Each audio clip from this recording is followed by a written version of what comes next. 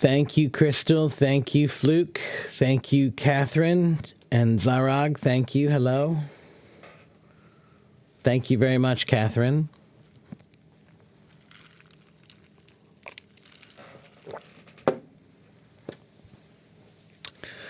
Hello, Tomas. Hello, my friend. How are you?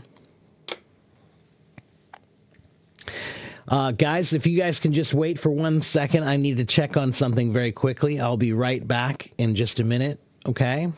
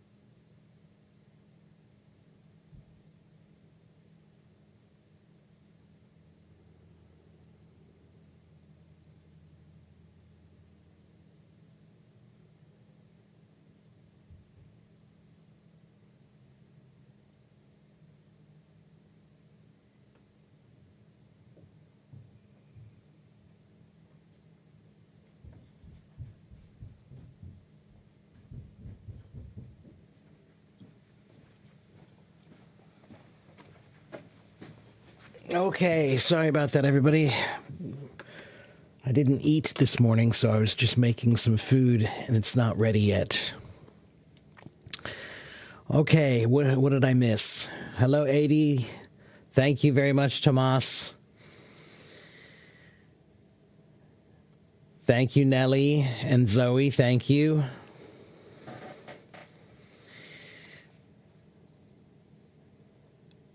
So, yeah, hey, everybody. Oh, and there's Sarah. Hello, Sarah. Hello, Rumi.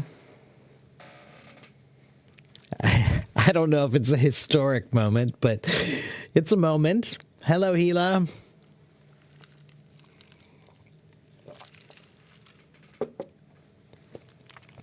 Thank you, Alyssa.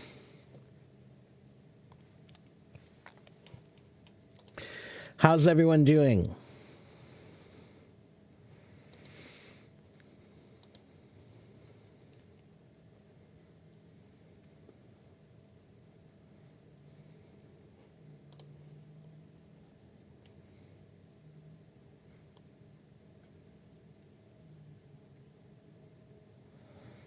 Thank you, Nelly.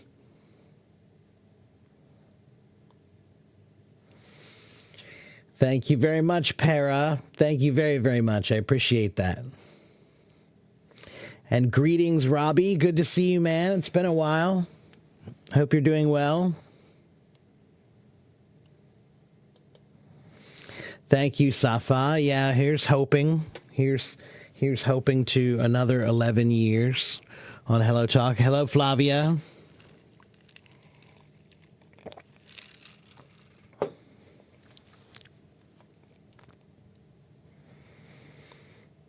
Thank you, Para. Teacher AS, look who's back, everybody. Ta-da! Ta-da!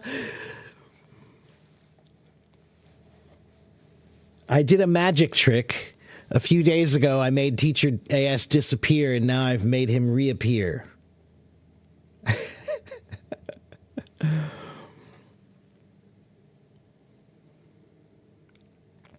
Hello, Tanya.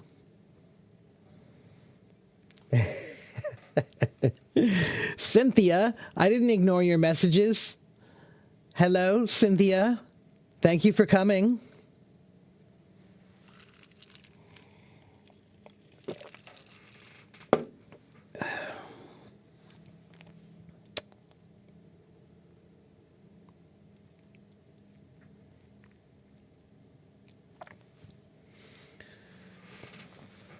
Sala, I don't know how to answer that question, man. That's not really how it works, in my opinion.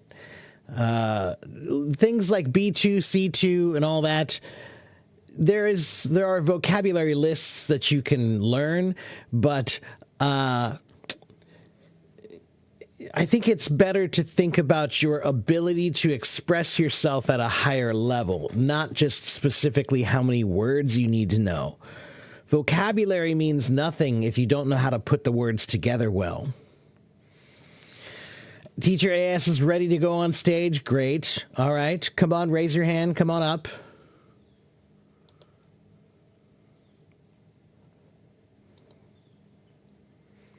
And Robbie wants to come up too. Let me get my headphones on. There he is. He's back. What's up? My brother. Congratulations and celebrations.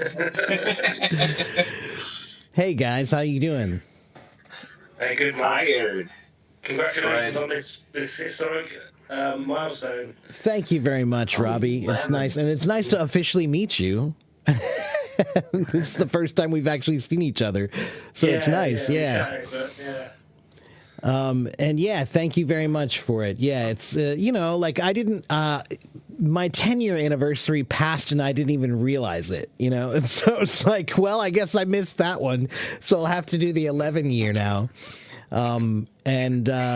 Yeah, it's been, it's crazy to think about how long it's been since I actually first downloaded this app and started using it.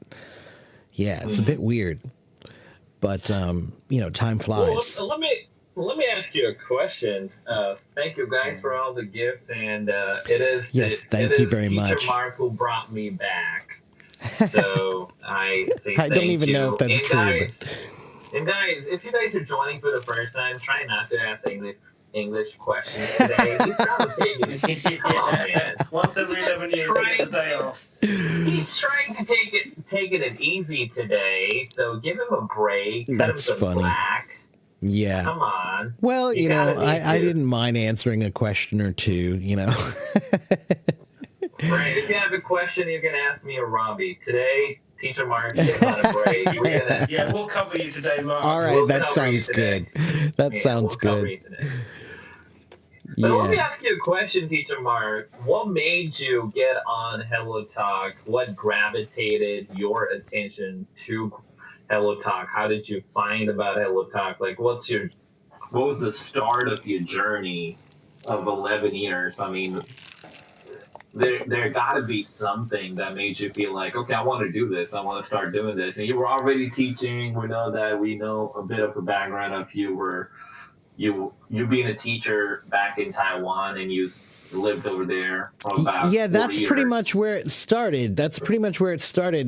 Because my first venture to Taiwan was before. I lived in Taiwan from 2016 to 2020, but before that, I was in Taiwan for about 6 months in 2009. That's when I first started teaching English. I was a musician at the time, and I was burnt out from my job. I got tired of playing the same music in the same bars over and over and over, and living a nightlife all the time, and I got just tired of it. And Mark, you said you was a musician. You said you was a musician. I thought you was a drummer. I am.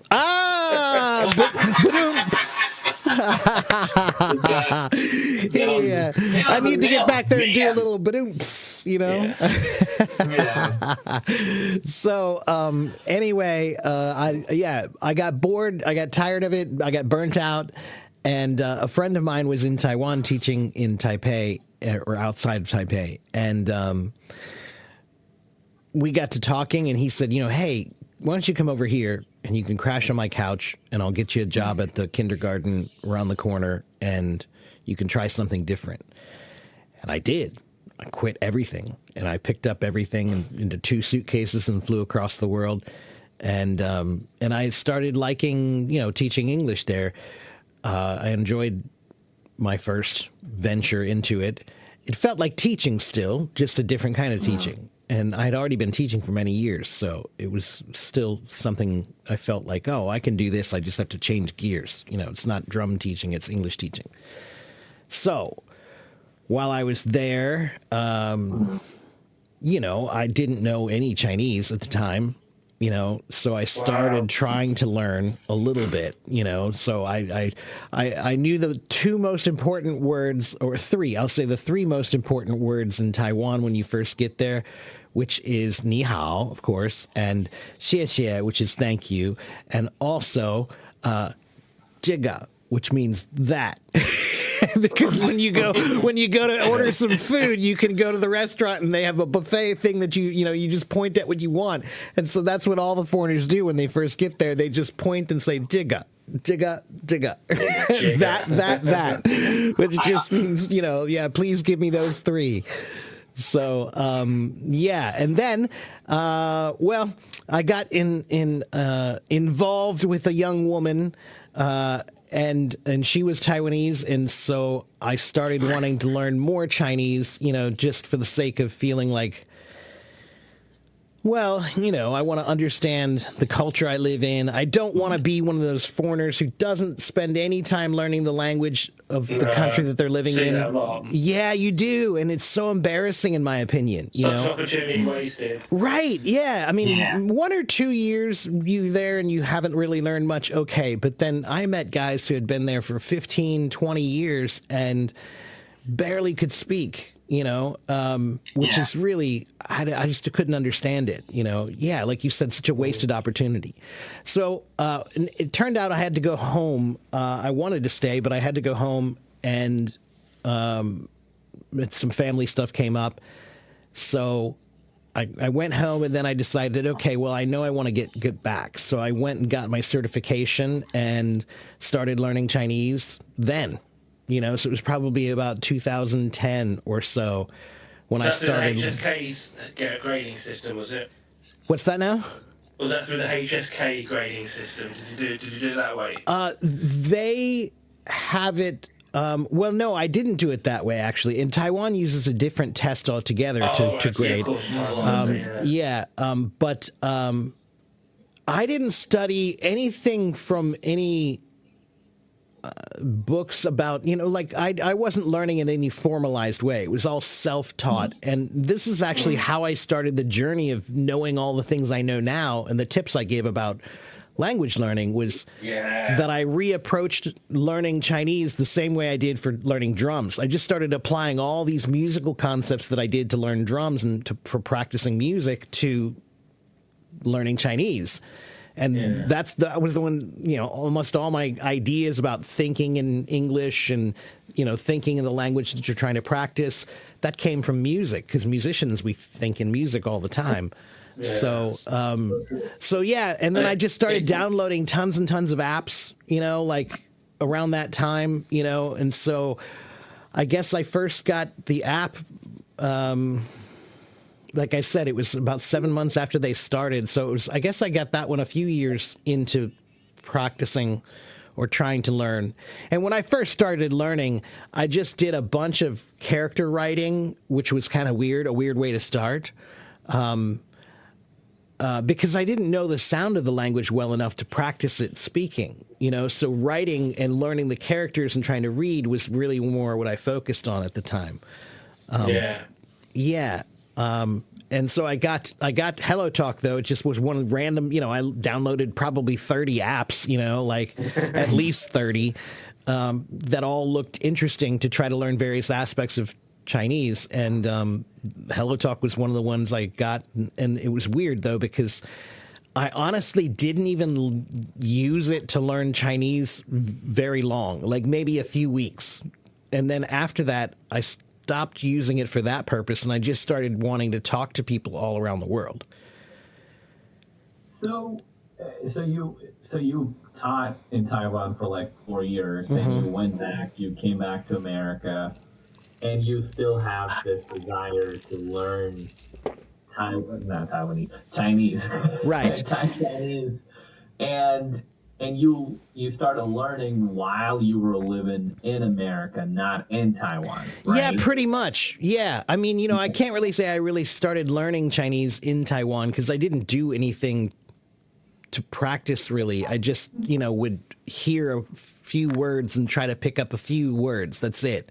And I'm sure my pronunciation was even horrid, at that time. But yeah, it wasn't until I got back that I started trying to work on it. And it was a really rough go, and it was slow, in the beginning. It was really hard. And I almost gave up a few times because it is, Chinese. Yeah, right. Like people always say that, right? Yeah. So, but I'm a stubborn weirdo that way, that I love a good challenge like that, So it's one of those things where I look at it like, well, if I can do that, then I can probably do some other really cool stuff, So I like achieving big things like that. Yeah. Yeah, that's incredible. And so Hello Talk, you started with Hello Talk. What was your first impression of it? Were you able to connect with more people or anybody who was actually helping you with your Chinese or Mandarin and stuff like that? Yeah, I mean, a few people. Yeah. In the beginning, like I said, I think I only used it for maybe a month or two for actually learning Chinese. And after that, I just got more interested in just how you could scroll through and see people from all over the world and just click on one and talk to one. And it was so fun to use the map to try to think of I used to like to wake up in the morning, watch the world news and find out something, or look up world news online and find out something cool that had happened in the world. And then I would find somebody who lives there and talk to them about it, Wow. Yeah. That's a good discussion. Good creation. Yeah, it was really great. It was a really great way just to talk to people around the world, So I remember one day there was a volcano that had erupted in Chile, and I found somebody who lived in that area, and I messaged them, and they were driving away from the volcano as it's exploding and taking pictures and sending them in the app, while they're in the back of a truck. They're in the back of a truck driving away. Yeah, I mean, that was one of many cool experiences I had that way of talking to people who were doing really, they were in the moment. They were at the thing I was talking about, or they were there, or just, I also used to just like to find people in places where I didn't know anything about that place.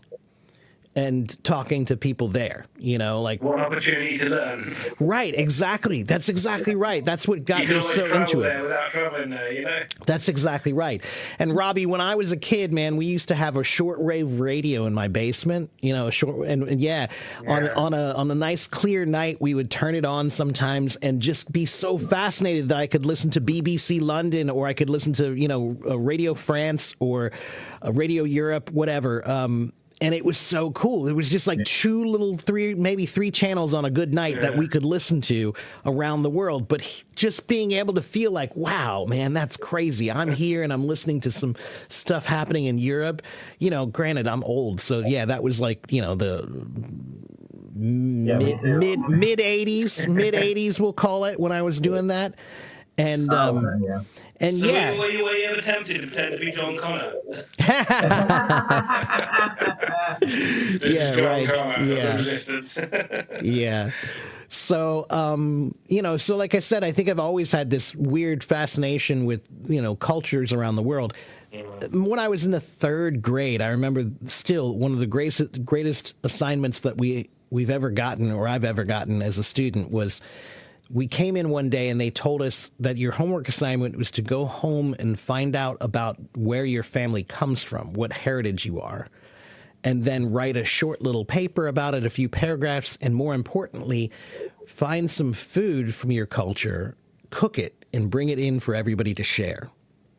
And so everybody's family made, some food from their family, Yeah, and it was a buffet of foods from all around the world, and everybody would tell where they come from and what the dish was and stuff, and it was awesome, man. It was awesome to try so many Indian food and Mexican food and Chinese food and Japanese food and all these things were all right there because you were surprised sometimes to find out like, oh, well, that's interesting. You come from your family comes from there. It was really interesting. When you're 9, 10 years old, you don't think about those things. You have friends. Like you don't think about what their heritage is. So, but it was fun to learn about those cultures, and that got me interested in wow, so many interesting foods from around the world.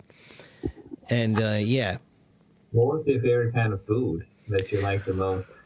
Indian. No, I'm just kidding. Man, my food favorites are like my song favorites. They change based on my mood and what's going on in my life, So I often think tacos are one of my favorite foods in the world because right. There are so many different variations on it, and it's such a simple dish, but such a delicious dish if it's done right, and it's something that kind of has a street food and also a, kind of a home cooked feel to it. When you have a good taco at a taqueria, they throw them together really quickly, and there's just like this, everything was made that day, and on the spot. Yeah, it's on the spot. Yeah, right. And so there's that homemade feel, but it's also that variation of like there's one taco place I go to in my city that's my favorite one, and of course the name is Tacos San Marcos, which is Taqueria San Marcos, which is the tacos of Mark, so I love it, and when I go there, they have like 14 different kinds of tacos or something, and oh my God. and place, man, come on over, I'll take you there. Yeah, it's I love that little place, and all the local Hispanic workers, they go there to eat, so that's how it's good when you walk in there. You're like, oh, if there's locals in there, that's right. Yeah, that's right. Yeah, so. And they have a huge menu with a whole bunch of other stuff, but I've never tried any of it because the tacos are so good. I just can't get off of them, So I always just choose like 4 or 5 different kinds of tacos and just, I love a good taco, but pizza's good. Hamburgers are good. Pasta. I'm a pasta freak. I love pasta, all kinds of different pasta. But then again, huge Chinese fan too. I love food, man. Like, asking me about food is like asking about music. And Duke Ellington, the famous jazz composer, he always said there's only 2 kinds of music: good music and the other kind. It's all right. Like food.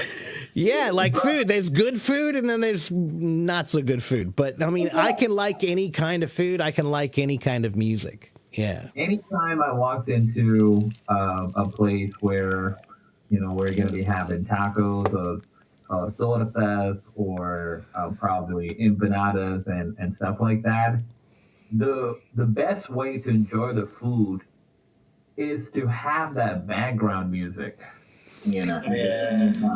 Oh yeah, yeah. Again, it feels like you're in Mexico or Spain, and I'm like, oh, right, yeah. bro, Like every time I go there, it's the cook in the back. He's got the radio on. He's listening to the Mexican radio, and sometimes they'll have the music playing on the thing, but usually it's just the guy in the kitchen who has the radio on for him while he's working.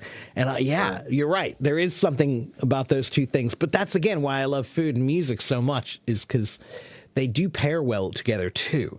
Good food is better with good music, and good music is better with good food. Yeah. And company as well. Yeah, and company as well. That's right. And company as well, yeah, exactly.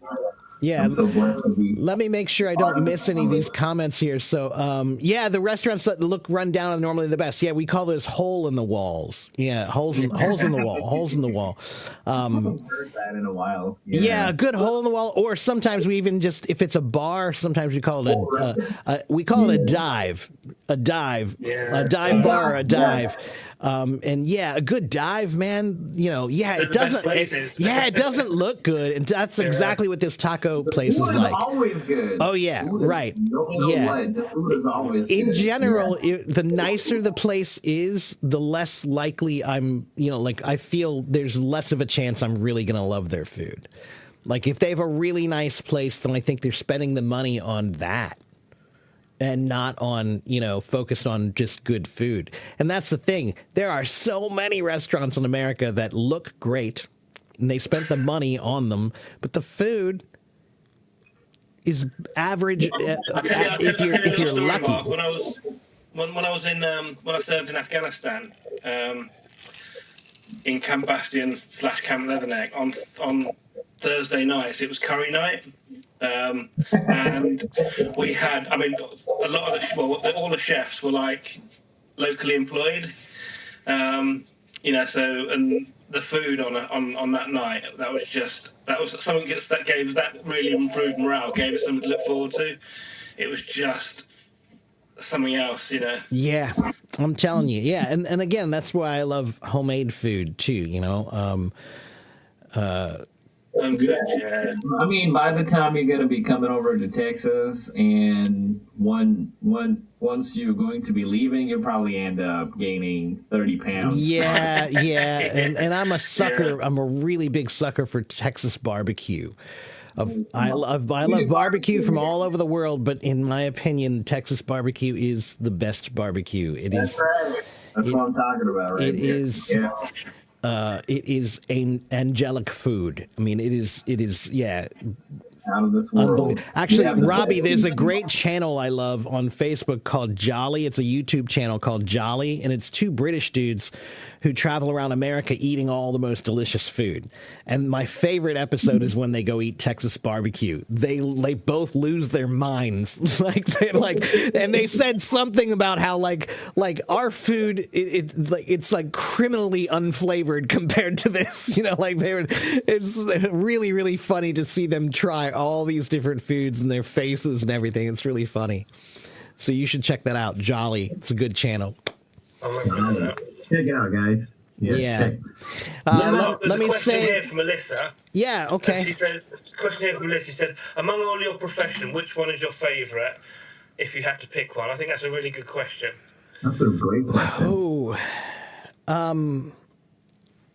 that's a hard one for me to answer because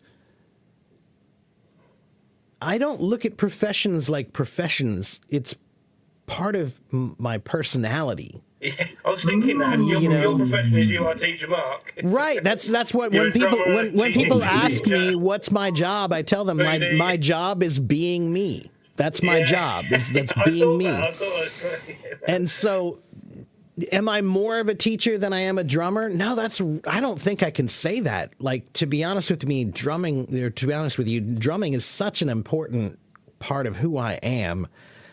I can't imagine myself as anything else. Even if I stopped playing, in bars or, doing it professionally at all for many years, I still think that's just so ingrained in who I am. And like I said, almost every good idea I have as an English teacher comes from my background as a musician. So they're intertwined, Exactly. Yeah. Have you ever met any other famous drummers? Yeah, lots of them. I met one. My hero, Steve Gadd, he was a 60s, 70s, 80s studio drummer, and he performed on thousands of records, all different kinds of music. If you guys know the song 50 Ways to Leave Your Lover, by Paul Simon, that's Steve Gadd, that drum part, that's his drum part. That song is nothing without him, and I got to take a lesson with him, and Oh wow. And yeah, I mean, I used to work at a music store teaching drums, and so they'd have musicians come in to do clinics, master classes and stuff, and I had to go pick them up at the airport and hang out with them all day and go have lunch and dinner and set up their equipment for them to perform and everything. So, you know, I got to meet lots of guys when I was working there. I met Roger Taylor once. You met who? Roger Taylor. Oh man, he's such an underrated drummer. Yeah. He's Roger such an Taylor, from Queen. His drum solo in "Keep Yourself Alive" is incredible. You know. Yeah, you know, like I've watched some videos of him recently, just live music videos of him on stage, and man, yeah, criminally underrated. You know, he didn't get talked about that much until much, much later. But even so, now they still don't talk about him enough. He's brilliant. Nah. Yeah. Could you say who's in Queen? Oh, well, it's Freddie Mercury, Brian May, and the other two. Right. Exactly. Yeah. That's exactly right. Yeah. But I met a famous drummer as well. His name is Peter Mark. He's a teacher Mark. Peter Mark, yeah. That's why I said, have you met any other famous drummers? I wish I were, but I'm not. I never made it to that point. I got to work with a few famous people, but You're famous on Hello Talk. yeah, I'm famous on Hello Talk. There we go. Yeah. But let me ask you, how did you get started with drumming? You know, usually people end up taking on piano, guitar, all that stuff, right? Well, I did start on piano. Actually, I did violin for a year once, and it was terrible. I hated it. I sounded like I was killing cats when I was playing. And I did saxophone for a minute and just couldn't get my hands around that. And then I did piano for a few years. But I hated learning piano. The way that my teacher taught was so rigid and strict and limiting. And again, even those lessons that I took on piano were formative in how I became a drum teacher, because I approached it completely differently than what she did with piano. And many of those ideas also are what come up when I'm teaching English now. Like I tell people, that some people like to get book one and finish book one and then do book two and then finish book two and then do book three. And I don't recommend that. I think you should get all the books you can get all at once. And it's okay to start with the little beginning stuff, but you can also open up the hard ones and just see what's there. It's good to know how big the mountain is. You know, like that's what I say is that's when I formed the idea of creating your mountain of learning. I bought like 40 books, 35 books of drum stuff, reading music and rock drums and Brazilian drums and, snare drum and all kinds of drum books from different angles, lots of different subjects and topics and styles. And that's what I kept next to my drum set, and that was what I called my mountain of learning. And that's what I tell people to do now is get everything that you can get if you want to learn something well. It's got to be the oldest musical discipline as well, isn't it? Yeah, it is. Well, I mean, singing maybe beats it, but for an instrument, then yes, drums is the oldest that we know of, because nothing is written down that far back. But they did find the first instruments that they found were flutes and some sort of hitting instruments, things that they would hit together. There's lots of them, but so there's a debate. Sometimes people think flutes might have been the first instrument, but nobody's really sure because it's too old. We're talking about a long time ago. Yeah. I just see we're number one now. Yeah. Guys, please keep giving the gifts and put your question in the chat. We're going to pick the questions out of 10,000s of questions. And oh, by the way, and we do have some rewards or whatever. Hello Talk gave me 5 talk bubbles or something like that. I don't know what that means, but chat bubbles. Chat bubbles. I got 5 of those, and I also have it's a 1 week VIP, something like that. So I've heard somebody use the word stomach bubble, recently, and I was like, oh my god, what a term, and Trevor Noah started laughing when he used the word. We call it the bubble gut.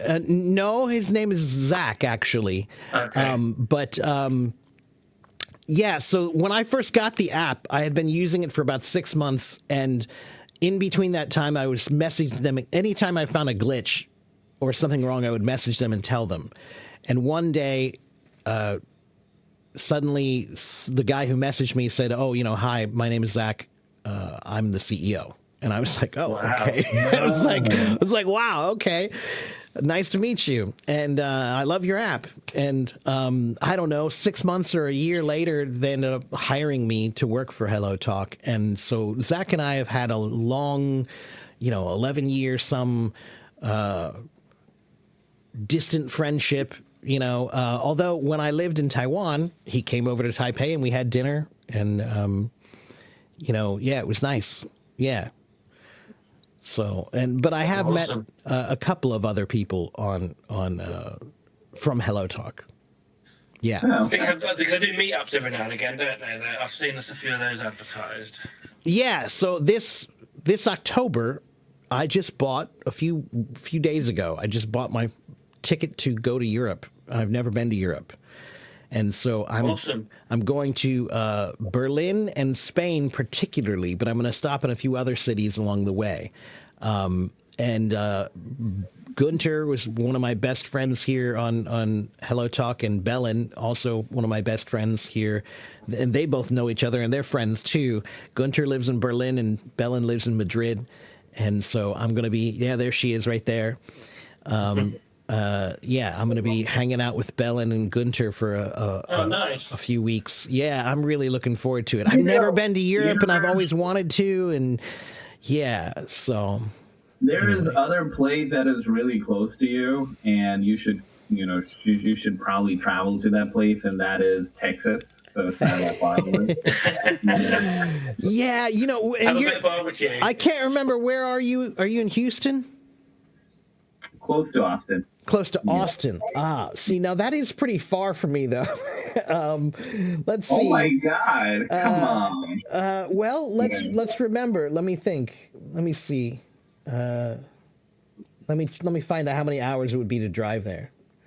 You don't have to drive. All you got to do is hop on in an airplane, and you're gonna be here in no time. That's true. Yeah, that's true. I usually like to drive in the States, though. It's about a 16 and a half hour drive. So that's a daily commute in the United States, isn't it? Yeah, like I said, things are far here, It's really far. yeah. It's like you driving in Texas for 10 hours, and you're still gonna be in Texas for 10 hours. Right. And I'm like, Yeah, Texas especially. Texas is big. Yeah. Texas is super big. Something Yeah. I've noticed, as a Brit, I've noticed that a lot of things, a lot of geographical things are based on the size of Texas. It is so many times the size of Sure. Texas. Yeah. Well, that's what they say about Texas, is everything is bigger in Texas. That's what they say. What made me funny was I saw that meme and it said that Texas is so big you could fit the United States, another Texas, and the moon in it. Yeah, You right. must have seen that one. Yeah. Thank you so much, Para. Thank you so much, guys. Yeah, well, thank you. Yeah, to everybody who's here, I want to say thank you for everybody who came here, for my 11-year anniversary here. It's been an interesting time being on the app for that long. Hello, Deborah. Deborah is here. Deborah, how you doing? Hello, Miriam. So one of the questions that is popping up in my head is you often talk about drumming and teaching. Why do you correlate two different things with each other all the time? Because I play piano as well, right? Mm-hmm. And I've been playing piano for almost, 10 years now, right? But how does it relate to drumming? Like, how does teaching relate to drumming in any way for you? You mean teaching English? Teaching English and drumming? Yeah. Exactly. Well, it depends on whether you're talking about my teaching or you're talking about learning. for teaching, I always say teaching is teaching is teaching is teaching. You just need to know the material. But the skill of teaching itself is the same. You know, whatever your subject you're teaching, there's still a general demeanor and a general starting position, I would say, you know, just that of how to approach it, you know. So I still think that teaching is about being able to explain things clearly, to demonstrate clearly, and to motivate clearly. Yeah. You know, and that's what I did as a drum teacher too. You know, I had a good reputation as a drum teacher. Kids liked learning from me, and they were always excited to come. You know, so teaching is something I fell into, but I liked immediately. And you didn't find teaching found you. Yeah, I think so. Yeah, that's kind of how it happened. That's exactly cool. right. That's kind of how it happened. But how are they related? There are so many things that are related to them. You know, music and language are almost the same in that they're just sound used to express yourself, right? And so, you know, so many of the concepts that work for learning music also work for learning language.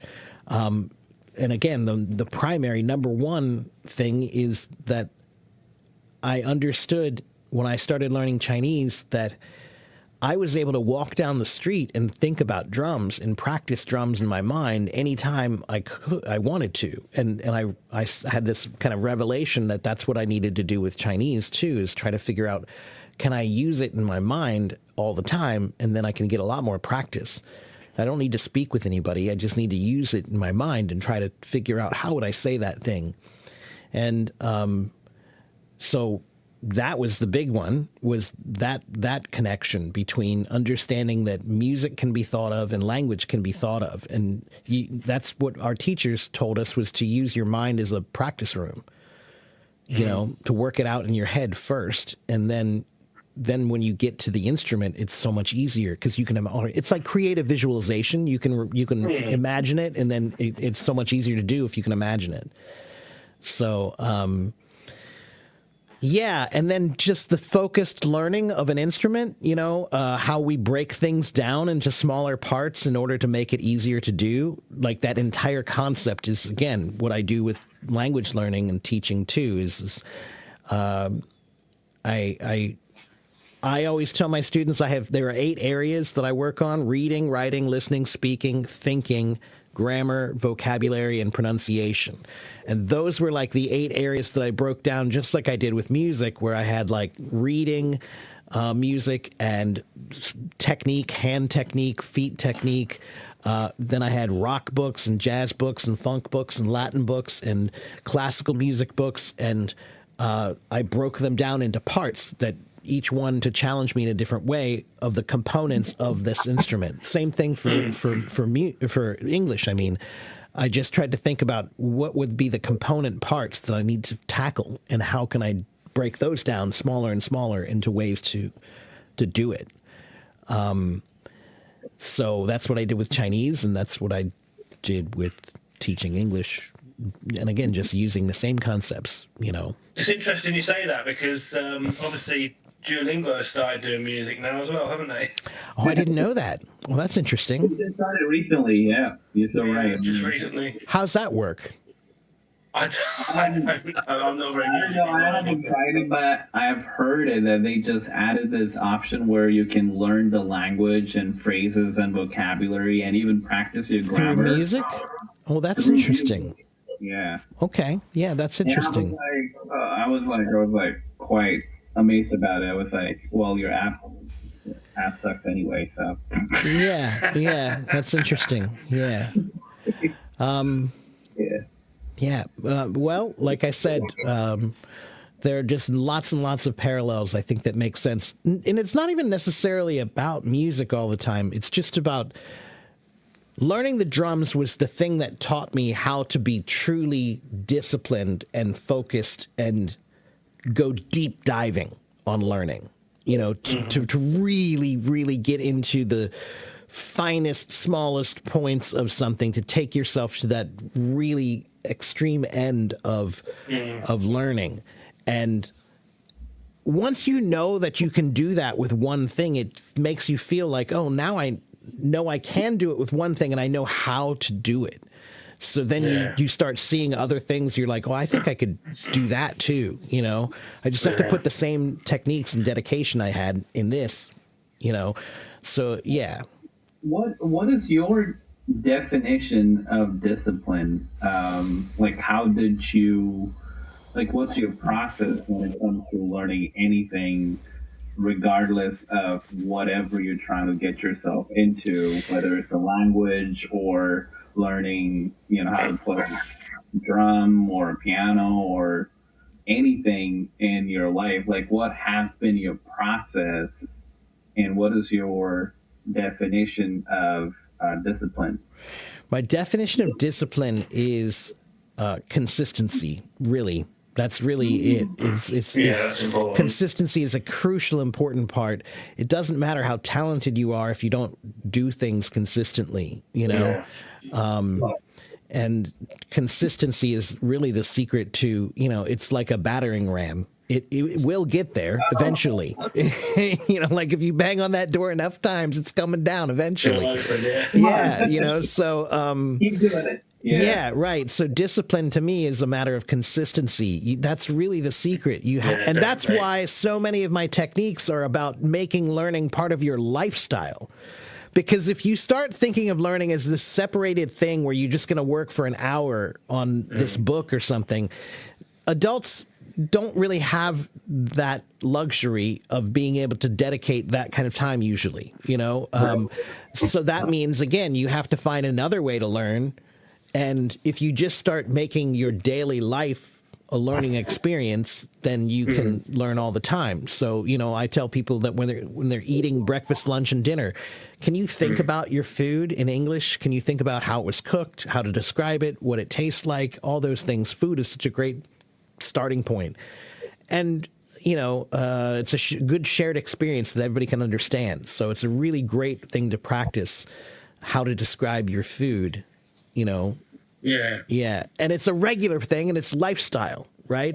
So, you know, when I started telling people to use their routines to create learning experiences, you know, so whether it be getting up in the morning to take a shower and get dressed and whatever, you know, brushing your teeth and all that, use those times to say, okay, during this moment, I'm going to think about my vocabulary, or during this moment, I'm going to think about how would I talk about my friends? Yeah, definitely. Make it ritualistic, lifestyle. Make it a habit. That's right. That's right. And that's how you achieve consistency. You know, it's interesting to say that because, you know, they did a study at London School, like scientists, they did a study where they said that you do anything for 21 days, you end up creating a habit. And you do anything for 60 days, it's going to be permanent, right? And it's all about consistency. You don't have to necessarily have talent.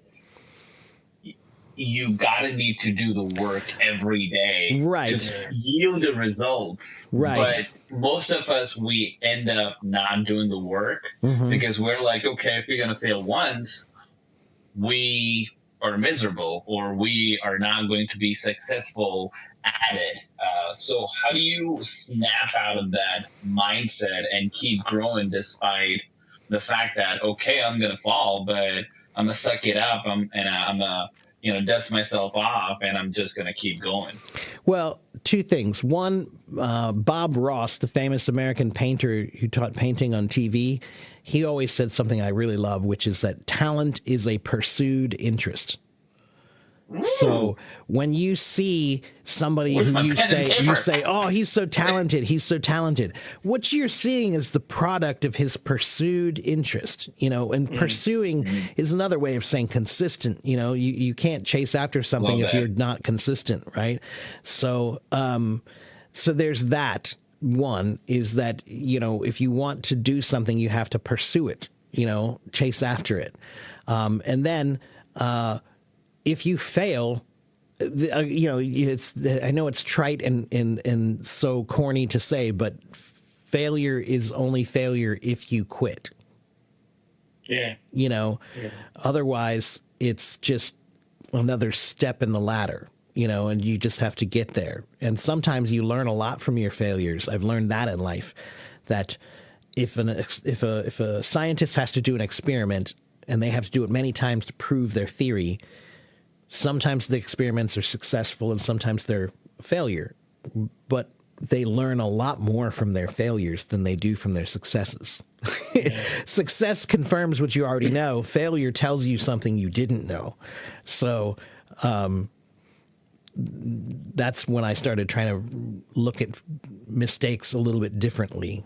You know, in music, I think mistakes are not considered so detrimental. They're kind of considered part of the learning process. You know, that you go through it. You need to overcome them. I used to practice 8 hours, and I was like so desperate to play my first song, and I was like, why is it taking a long time? And I was practicing hitting those chords all the time, and I'm like, I'm hitting those chords, but what happens whenever I'm trying to learn this song? And I'm always end up messing up, and it took me almost 4 months to learn a song. And when I did that, I was like, oh yes, it took me a while, but I eventually got to that point. Right. Yeah. And, you know, with music, you just don't give up. There is no giving up there. You know, you just want to keep doing it. It might just take you longer, but you just don't give up. You know, like there's songs that you hear and you're like, I want to learn how to play that song, but it's really hard. Okay. So work on it, start working on it. And it might take you years, but eventually you'll get it. Like that's a precise example. 50 Ways to Leave Your Lover. That's a really hard beat to play well, and it's a beat that drummers use to kind of say like, you know, oh, you achieved that level. All right, good for you. You know, that's a milestone beat if you can achieve that beat, and it takes years. I started learning that beat when I was 16, but I don't think I could play it well until I was 25, 16. 26, you know, so you just keep working on it. Yeah. Consistency. It's not the talent, but it's consistency. Yeah. I think talent is a combination of that and just passion. And passion is an intense curiosity.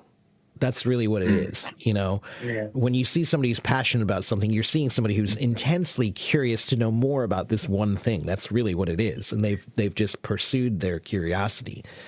Right. Yeah. So anyway. Yeah.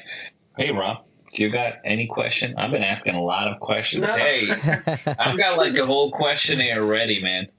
But I want to give you an opportunity to ask him a question as well. And I just want to say thank you again to everybody who's here. I really do appreciate it. It's really nice to see everybody here. And, you know, that's the other thing I really am happy about now on Hello Talk is for many, many years, I just worked on my own. And I just kept my head down and just did my own thing, and that's it. Even when I started doing streaming, I only started watching other people and paying attention and wanting to, you know, reach out just a few months ago.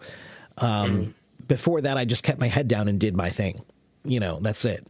But I love, in music, one thing I love is having a band. It's a team. Yeah. It's a team, and you feel like you're part of a team, a group of people who are working together for a shared, you know, challenge. And it feels nice to have, you know, this kind of team that I have now on Hello Talk, where I see, you know, not only my co-teachers and co-hosts, but also my followers, you know, the ones who are regulars, who are always there. You know, it's a very interesting feeling, you know. I always tell my parents, like, some people watch me for like 3 or 4 hours, and you know, when I go on, and I always am shocked that anyone would want to listen to me for more than 10 minutes. but then that's what I feel. But they come back and they come back and they come back and they come back, and I know they're listening to me say the same things over and over and over again. But they still come back, and it's you know, it's a very humbling show of support, you know. And you know, that's another thing that's very similar to music and teaching is teaching. You often have to say the same thing again and again and again. Every student needs to hear those words, right? So you have to say them many, many times. But when you're a musician, you play songs over and over and over and over and over. But a good musician knows that every single time you play that song, you have to play it with the same energy that you would have when you first learned it. You know, that you have to still be exciting about it, excited, and show that it can be exciting. If you play it like you're bored, then nobody's going to like it.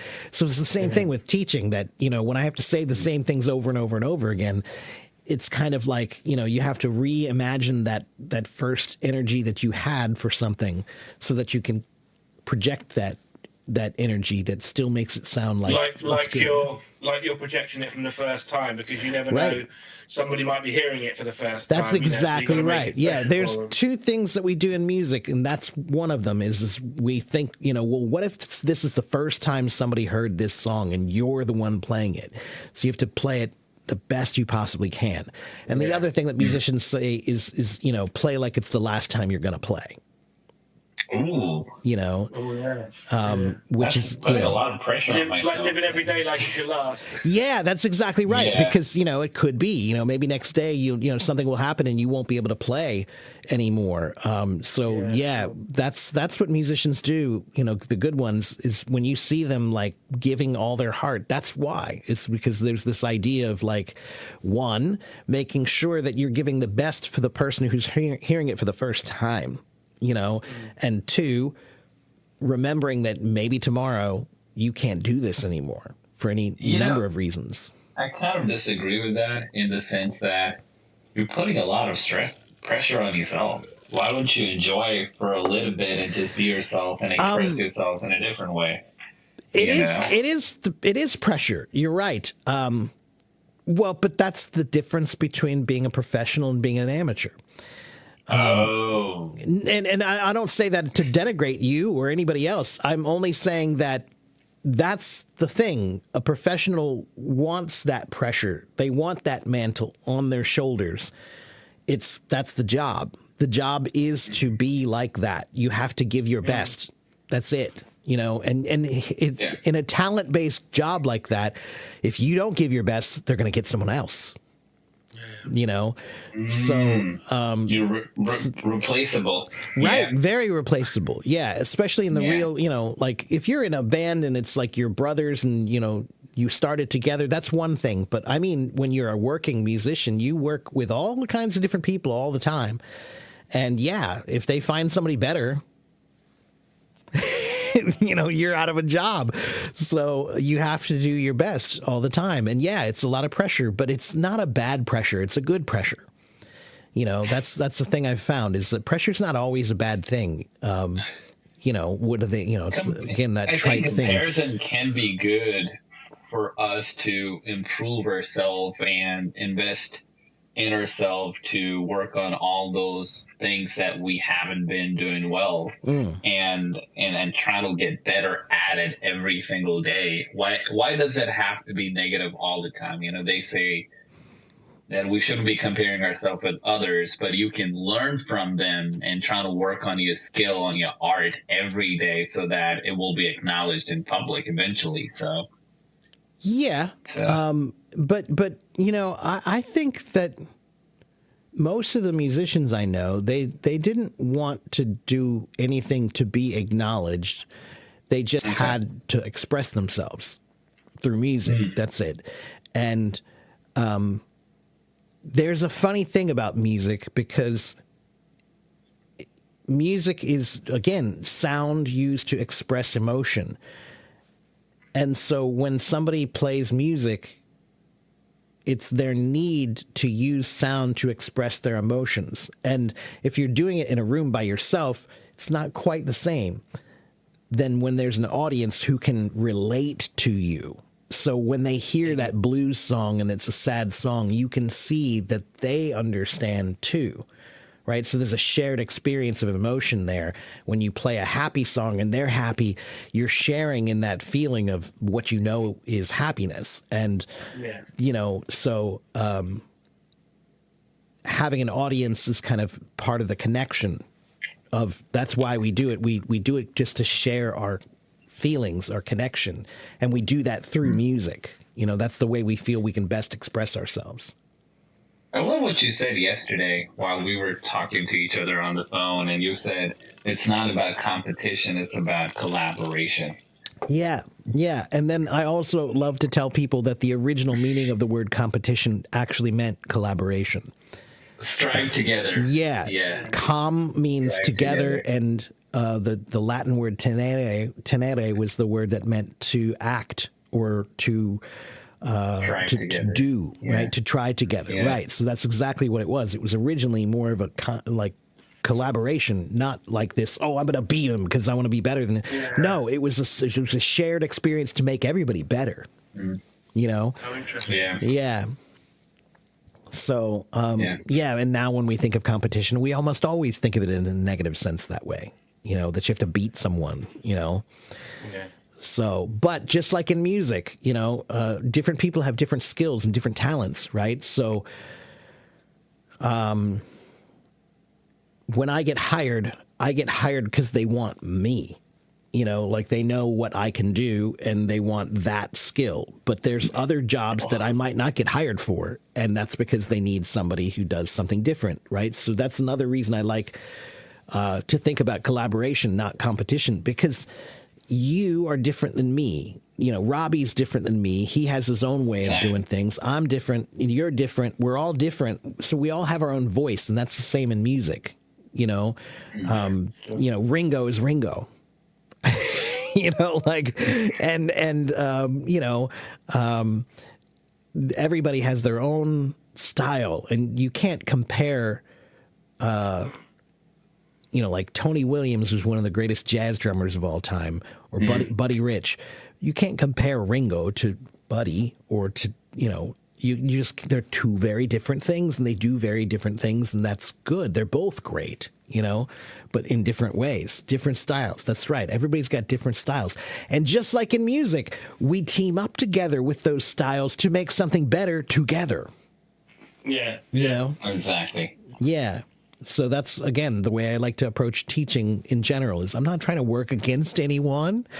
I have no interest. What's the point? That's a silly thing to do, you know, you know, there is no best teacher. There's just different teachers who are all unique in their own way, and they all have something different to offer, a different voice.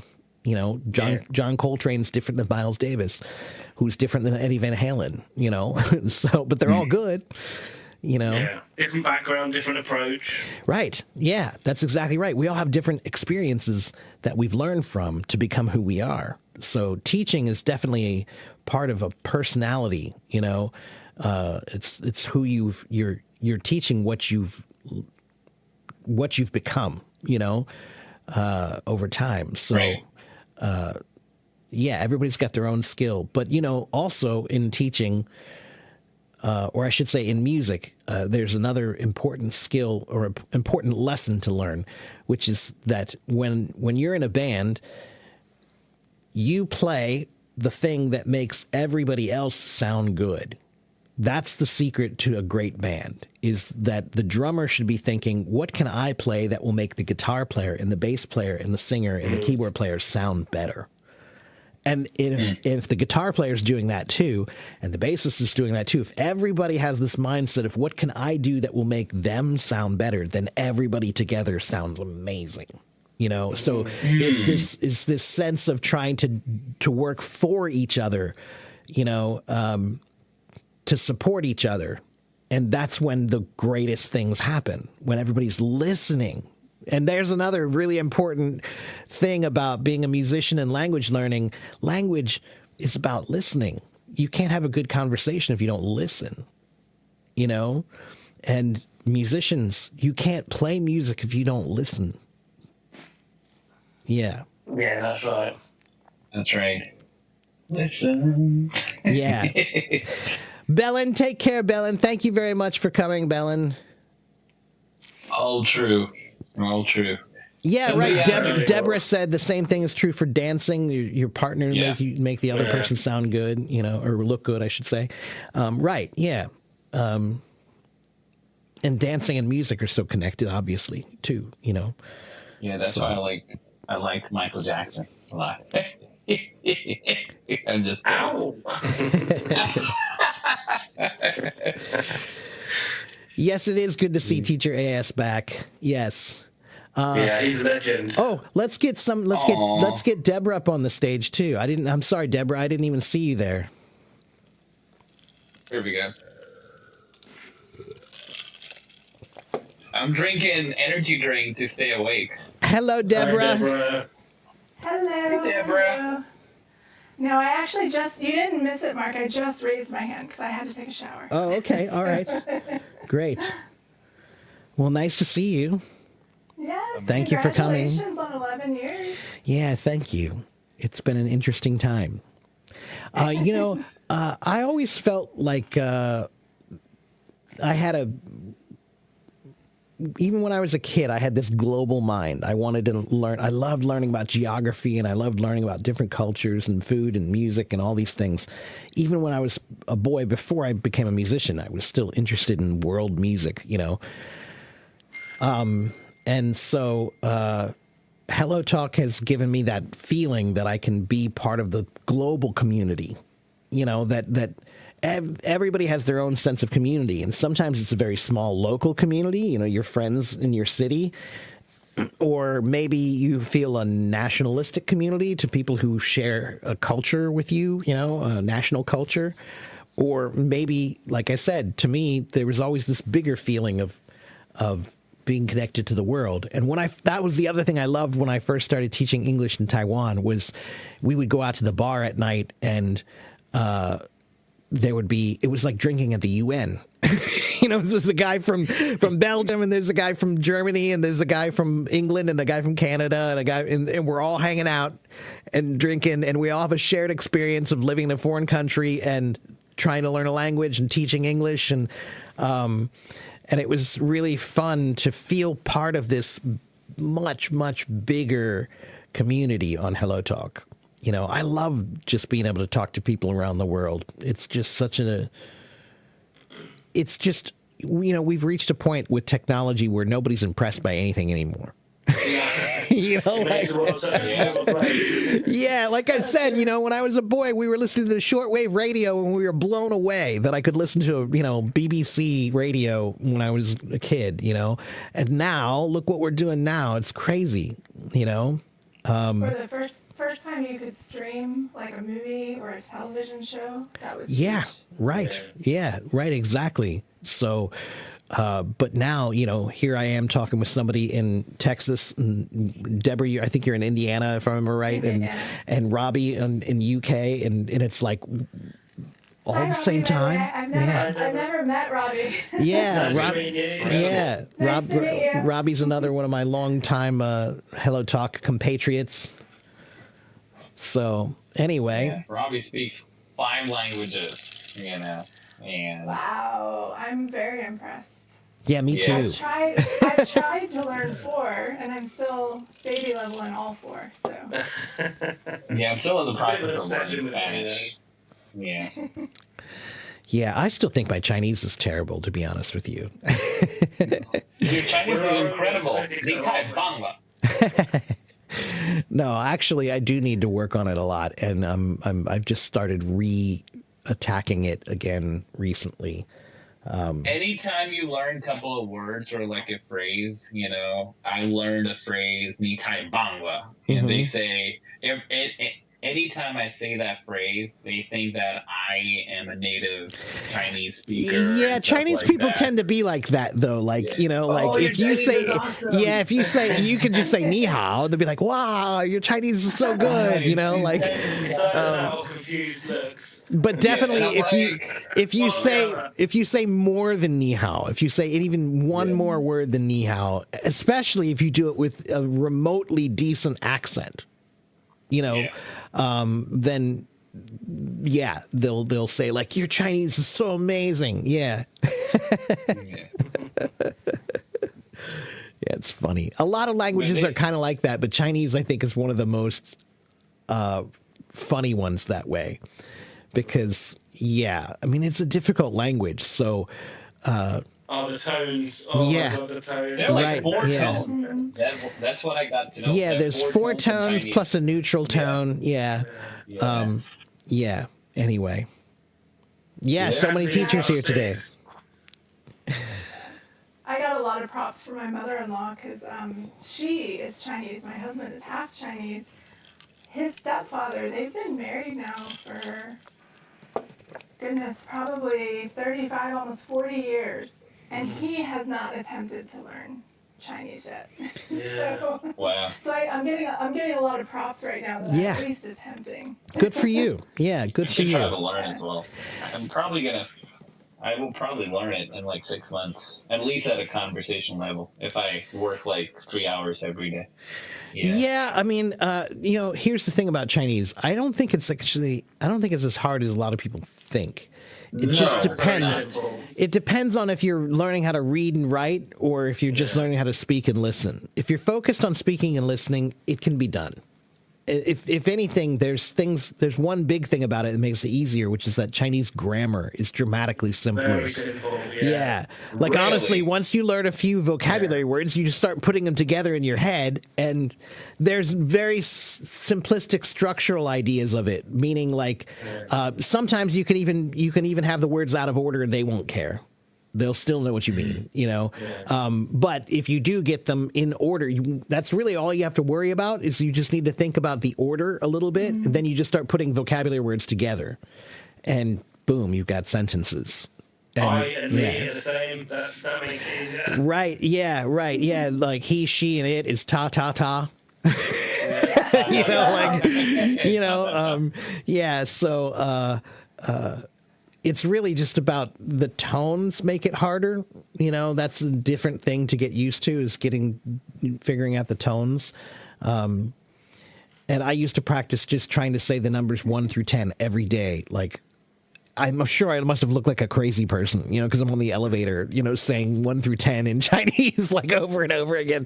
As I'm walking, going around the street and stuff, I'm saying 1 through 10. People must think, whoa, he's crazy. I practice that in the gym. I used to practice that in the gym. If I was doing reps, doing Chinese. Yeah. It's funny, Robbie. When I was in Taiwan, I had one of my good friends there who I was staying with at the time was a South African dude, and he was married to a Taiwanese chick, and he would take me to the park, and he wanted to practice his, he would do tennis, just hitting the ball against the wall, right?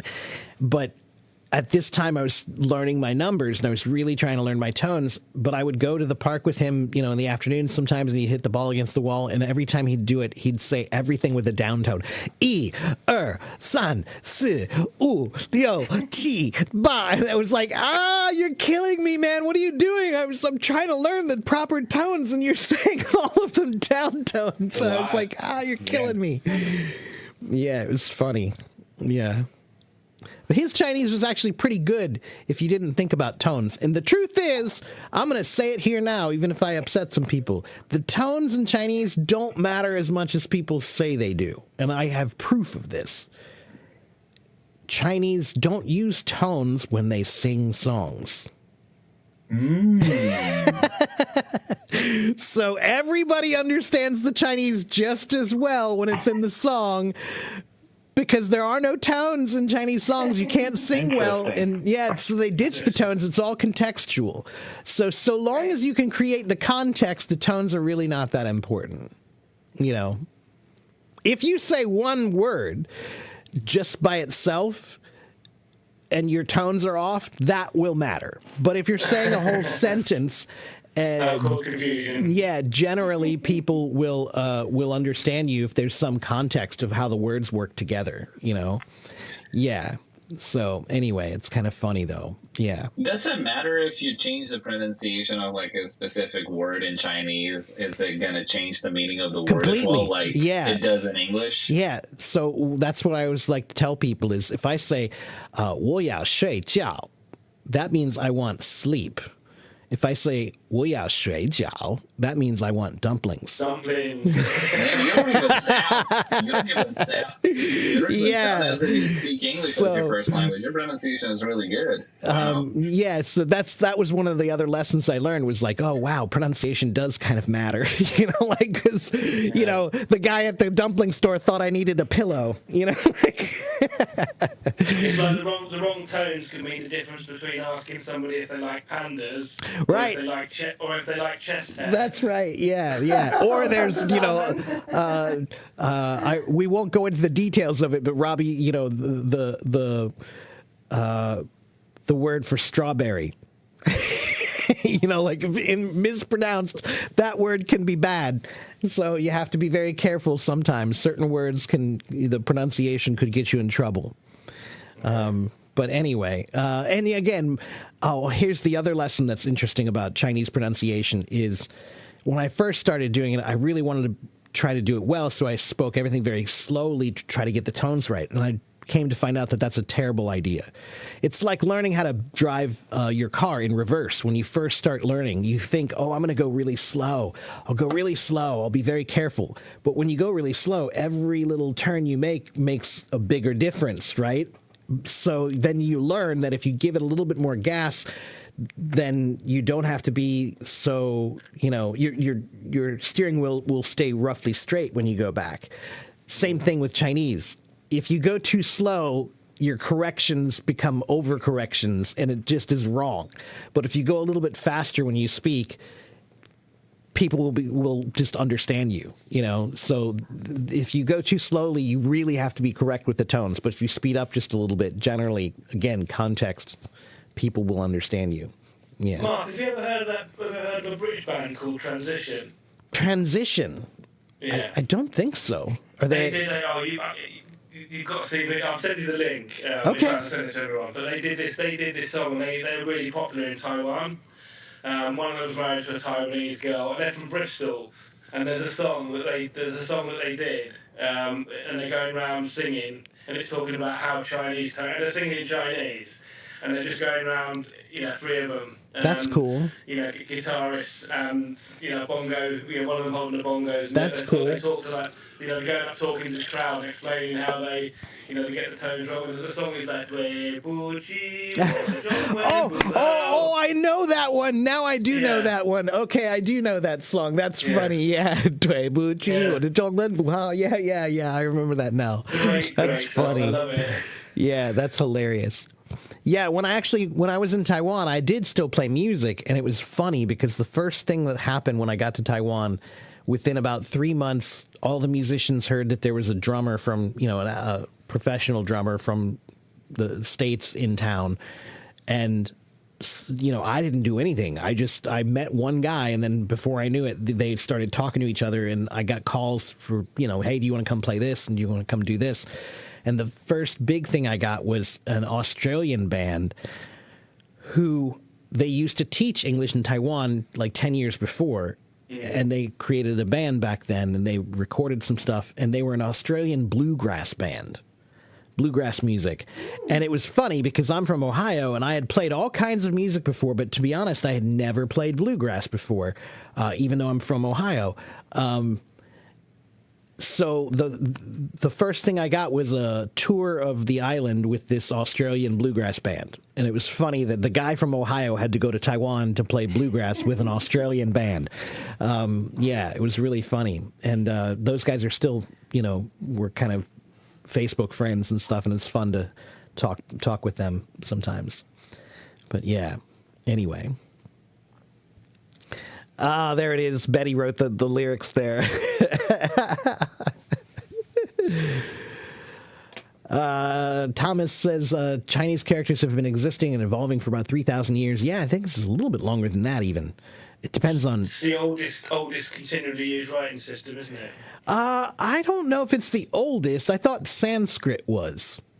Oh. Yeah, okay. I could be wrong, but I think Sanskrit might beat it. It's Sanskrit, it's- Sanskrit is the oldest. It's really, really old. Yeah. But I think Chinese is definitely in the neighborhood. I think you know. was it described as the oldest continually used one? That's Oh, actually in common maybe. use? Yeah, that could Yeah. be. Yeah, that could be. Yeah. That sounds more accurate now that I think about it. Yeah. Okay. Yeah. Continually used. Yeah, those are the key words there. Yeah. That's the key word. Yeah, yeah. I think that's what I remember reading. Yeah. Yeah. I remember things like that. Yeah. Yeah. Is bluegrass typical of Ohio? It's Midwestern regional, I would say. You know, Appalachian, Southern. You know, where does it really come from? I don't think it has one particular area of origin. I would say Midwestern, mostly. I think of like Tennessee and Kentucky. Right, that's what I mean. Yeah, Virginia. Tennessee, Kentucky, West Virginia. Right, exactly. The Appalachian kind of area. Right. Yeah. So that's kind of what I would think too. Somewhat Southern Appalachian, I think, is probably more accurate. But It exists and where we are, like in Indiana, Ohio. yeah, right. Yeah. It exists, but it's Not right. Exactly. That's exactly right. Yeah. But it's one of those things where it fits here, right? Like if you have bluegrass in Sacramento, California, it's going to be a little weird, like it doesn't really fit. Like they'll do it, but it won't feel local. It'll feel like there's an out of town band coming. But any kind of, if you have bluegrass music here, nobody thinks it's strange to have bluegrass in Ohio or Indiana. Yeah. It's like country music. It's a form of folk music, So I had a coworker in DC that was in a bluegrass band, and I thought that was unusual. yeah, bluegrass is fun DC. music. Yeah, it's fun. I like bluegrass music. You said unusual. That was kind of funny. All right. Well, again, thank you everybody for coming to my my anniversary. It's really nice to see everybody, and I really do appreciate all the support from so many years. And Honored to be invited. Yeah, thank you for inviting us and letting me ask a lot of questions, letting us ask a lot of questions. Yeah. no, I appreciate it. Like I said, Teacher AS, Somebody I think texted me. Somebody said, "Are you drinking?" And I was like, "No, it's a." Monster. It's Monster. actually it's Yeah. it's the energy drink to keep me awake because I worked for the entire night and then Thank came you for this, back. Aaron. Exactly. Product Yeah, he paid me like placement. Yeah, I'm going to right. teach you Mark Para Live, paid you me. know. Para paid Yeah. me 350 points. Yeah. Yeah. No, so yeah. I mean, I was like, I'm drinking energy drink in order to keep myself awake because I was working for the entire night and I came back at 7 a.m. So just to make it to Teacher Mark's live stream. and then after this, you're gonna rest because you've been pushing yourself too much. You sir. need to take a rest, man. Yes, sir. Yeah. Yes, sir. I promised. Yeah, I promised him.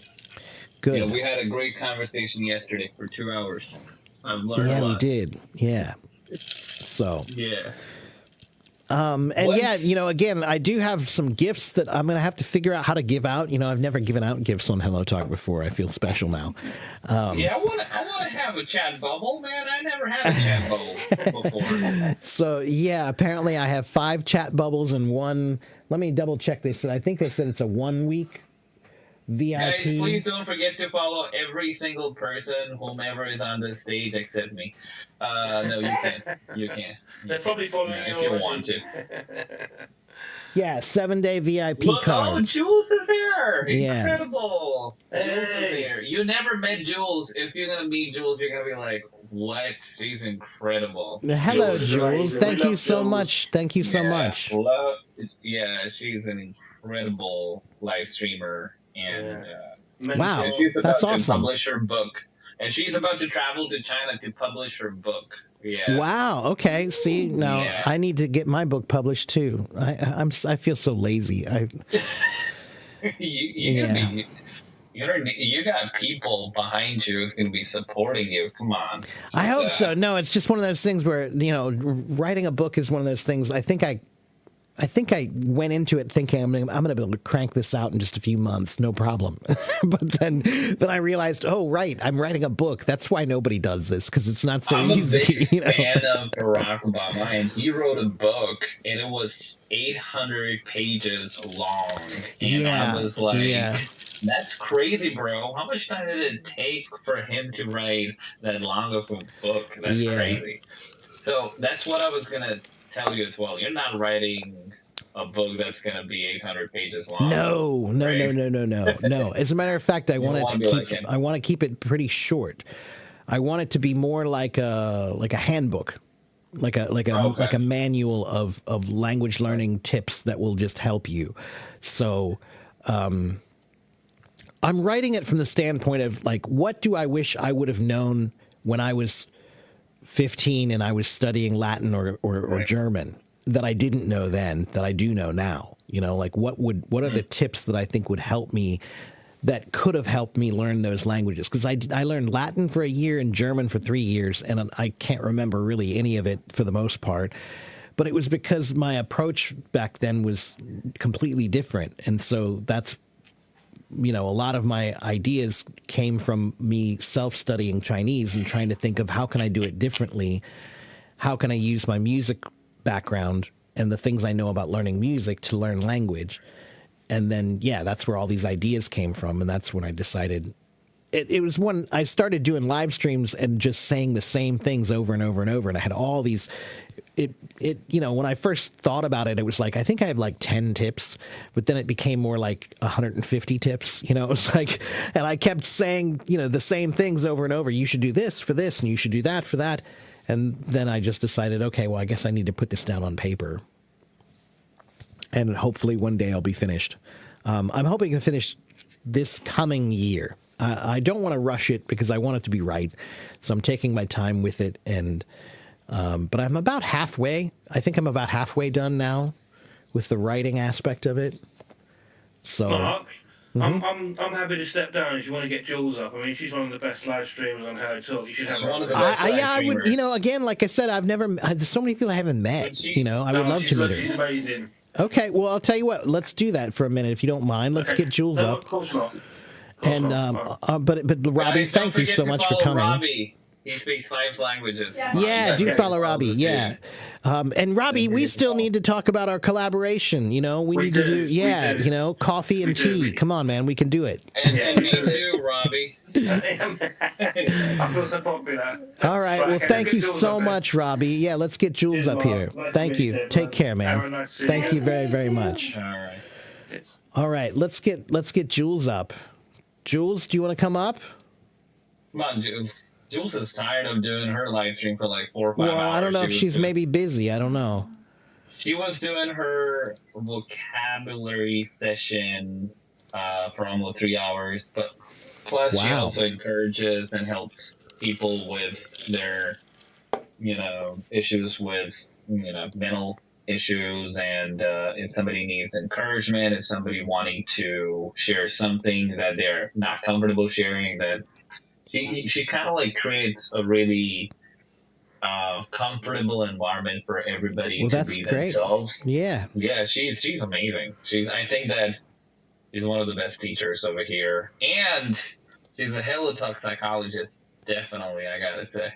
Oh, that's Hello awesome. Talk psychologist, That's awesome. life coach, I would say. Jules, Life can you coach. raise your hand so I Life can bring you coach. up? Life coach. She's a life There coach. she is. She's incredible. Sorry, guys, I'm tired. So if I end up saying something out of whack, I really apologize. Hello, Jules. Jules! Yeah. Jules! Come on. That's what I'm talking about right there. It's a pleasure to meet you. And you, I've heard a lot about you. I'm scared. Me. Really great. I was bragging about you. It was me who was bragging about you. Yeah. Wow. Well, you guys are too Thank sweet, you. too nice. Yeah, like I said, it's funny because like I just keep my head down and do my own thing. So I you know, I don't know too many people on Hello Talk. I guess I'm a bit of an introvert.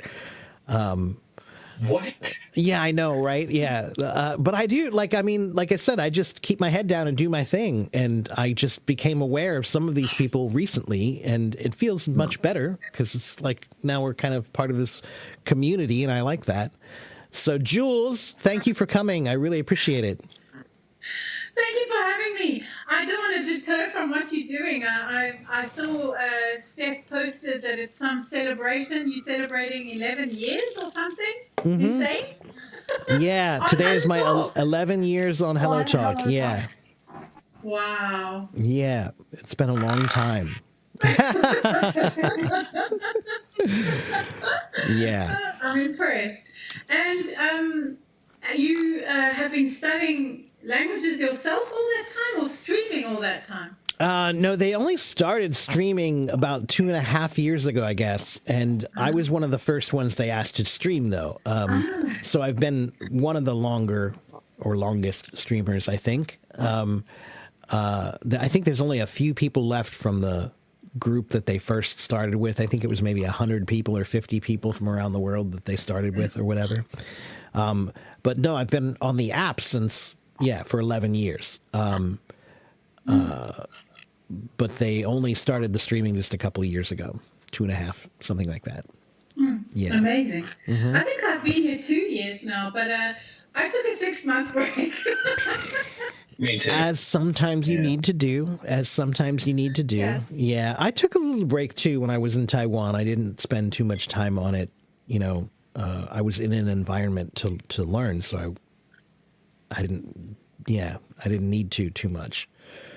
But but I love this app. Like I said, though, for me, it's not just about language learning. It's more about just being able to connect to people around the world in a whole new way. And that's much, much more valuable to me than just language learning. Language learning almost feels like, Secondary. well, let's put it this way.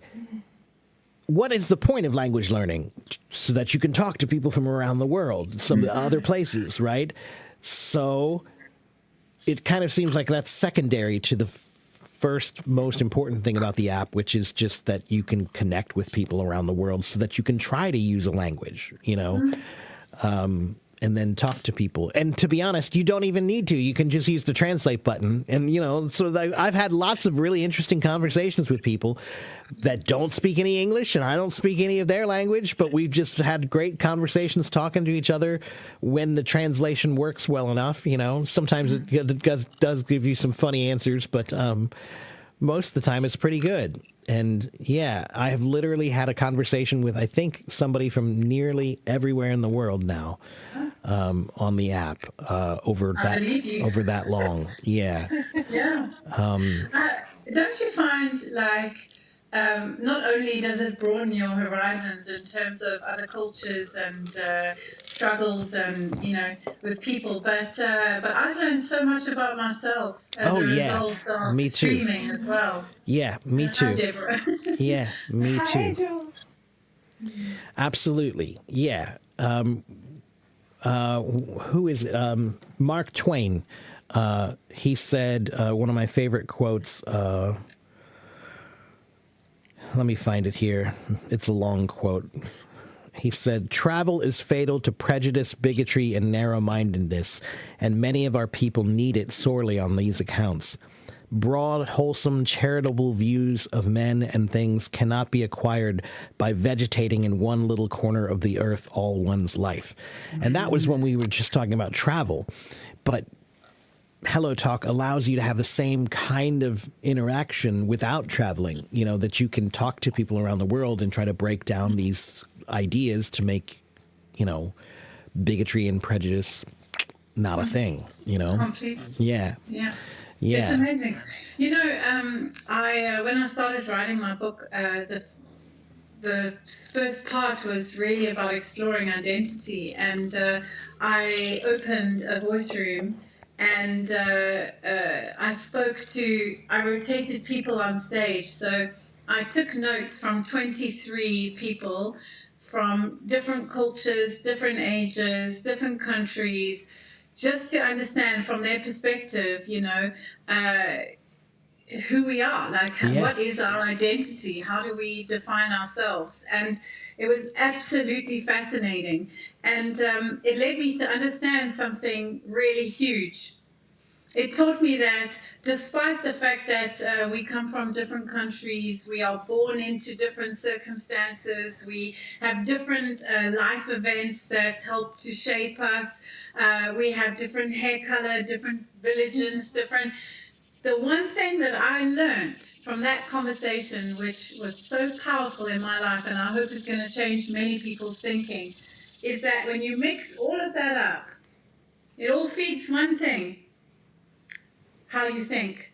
Yeah. So therefore, what you think is who you are. Yeah. And therefore, Absolutely. if you change your thoughts, you can change your life. And it was so Yeah. powerful. I agree. Yeah. And I think it also helped me understand that your mind is as big as you allow it to be. You know? Yes. So there are some people who live in your community and that's the only thing that they think about is just that world, you know? But then, you know, if you, like I said, that's what I got addicted to on the app, was just the idea of being able to talk to people around the world and now feel like I'm part of something around the world. And then when I taught in Taiwan for 4 years, where I literally went to the other side of the earth to do something, again, it made me feel like I'm now connected to this much bigger community, not just, you know, my little city or my country even. Yeah. You know. It's amazing. Yeah. I'm going to China in October, and the support and welcome of people is just unbelievable. I know, right? Yeah. People who are going to travel to come and see me, people who are keen to, you know, introduce me to their culture, to their life, to, I just feel, I felt so much warmth. Yeah. You know? That's and why these things. That's why my stream, my first stream was the one I still do most popularly, I think, and it's just called A Friend in Every Corner, because that's what I wanted to do, is just make friends literally everywhere. And I now have had invitations to come everywhere. You know, if I had Musk money, then I would be traveling all the time, you know, just to meet people. And this October, I'm going to Europe for my first time, and I'm meeting Belen, my friend from Spain, from Madrid, and Gunter in Berlin. And then I'm going to try to hit a few people along the way. So if you're in Europe and you want me to come, you know, say hi, or you want to come say hi to me, then please come. I'm in London at the moment. I'm going to be there. I'm going to be in London for 4 hours. At which airport? I'm not sure. I can't remember. Heathrow. Might be Heathrow. Heathrow. It might be. That's I'm not 20 sure. minutes from my house. Oh, no kidding.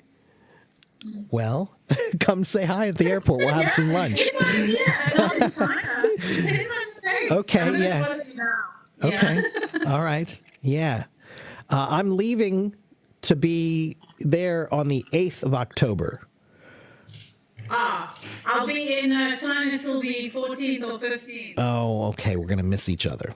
Oh, well, maybe next time. Well, I may have to fly home. Well, I'm probably going to end up flying home through there, too. I haven't bought my return ticket yet, but once I figure out when I'm going to do that, then, yeah, I'll probably have to fly through London as well. I'll see if I can get a long layover. Yeah, Excellent. that'd If be you great. do, Yeah. I will pop over and say hi. That would be great. Yeah, and that's what I'm saying. And I've been telling them this for a long time, that, you know, they should promote the app for more than just a language exchange, you know, concept, because it's even bigger when you start saying, well, you know, hey, where do you want to go for vacation next year? Oh, you want to go to Spain? Talk to some people there first, make some friends, and then when you get there, they'll invite you around. That was my big idea that I still am hoping to do. You know, when I go to Europe, I'm going to try to do some of it while I'm there, but I wanted to do like a travel show called A Friend in Every Corner, where I wanted to travel around the world and meet my friends from Hello Talk and share food, share music, share language. You know, and those are the three things I know about and the three things I love. And that's what I want to do, is travel around the world and meet people. So going to see Belen is going to be, you know, and Gunter, those are going to be my two first, my guinea pigs. Amazing. I love it. I actually, I went to Turkey took a friend from Algeria, because it's the only country that she could really get a visa for, and we stayed with young Yusuf from Turkey and his family for a few days. That's awesome. And then he traveled with us. He's like in his early 20s. He's adorable. And it was just the warmth of the welcome and the experiences that I had, just amazing. That's so funny. Yeah, I like I said, there's so many good stories here on this app, and I just think that I want them to focus more on that. You know, like the connections is so much more powerful. But yeah, I love it. Like, I never had a desire to teach really until Hello Talk. wow. Because there's just something about the cultural exchange and the rules set, you know, no religion, no politics. People just focus on what they have in common. Yeah, that's highly underrated. those two things, those two little rules, exclusions, highly underrated, especially in this day and age of social media. It's such a rare thing to try to find a place where those two things are not debated on and argued about constantly. So can you guys discuss things amongst yourself for just a moment? Because I think my neighbor just dropped something off at my door and I need to stop and grab it really quickly. So Definitely. I'll be right back. You guys talk amongst 11 yourselves. 11 years anniversary card. Probably. Yeah, that's right. Yes. I'll be right back. That's really incredible. Is there a gift called Mark? It's a gift called Mark. Yeah, he's a gift to the entire community. Yeah. I wish Yeah, they still had they had the drums. Yeah, they had Yeah, the that's drums. what I was gonna ask you. Yeah, to do the heart. Oh yeah. I love Kara. Kara, I love you. Wa'ani. Although I do tend to tell people I'm 25. So you made me There 4 we go. years older. Work.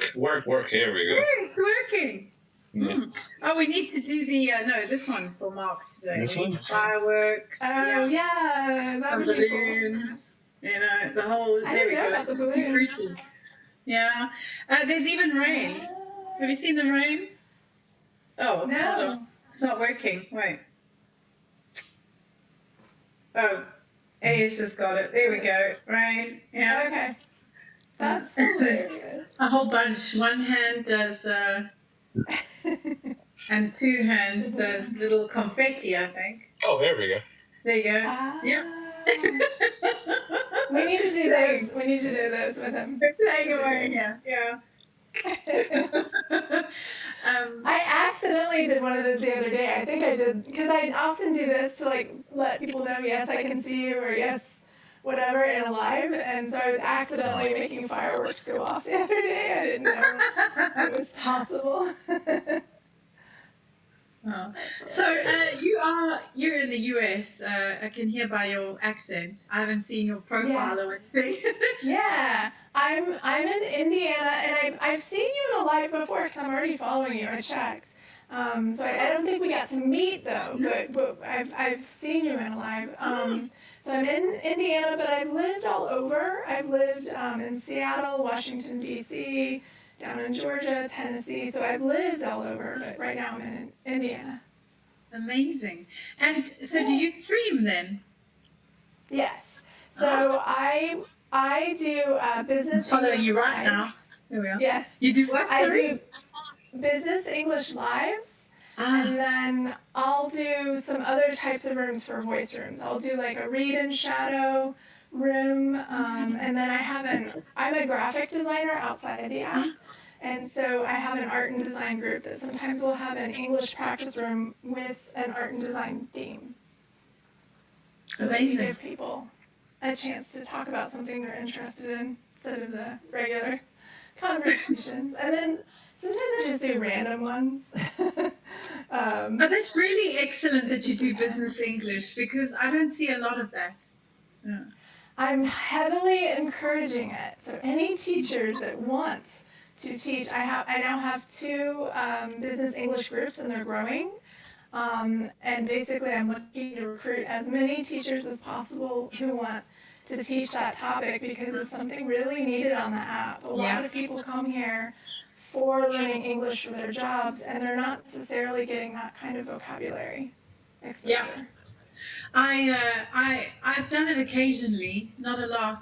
At the moment, I've been focused on advanced vocab, which, a lot of those words you can use Definitely. within the office, more than you can in your day-to-day conversations. But Yes. I'm quite passionate about it as well. My focus hasn't been on it.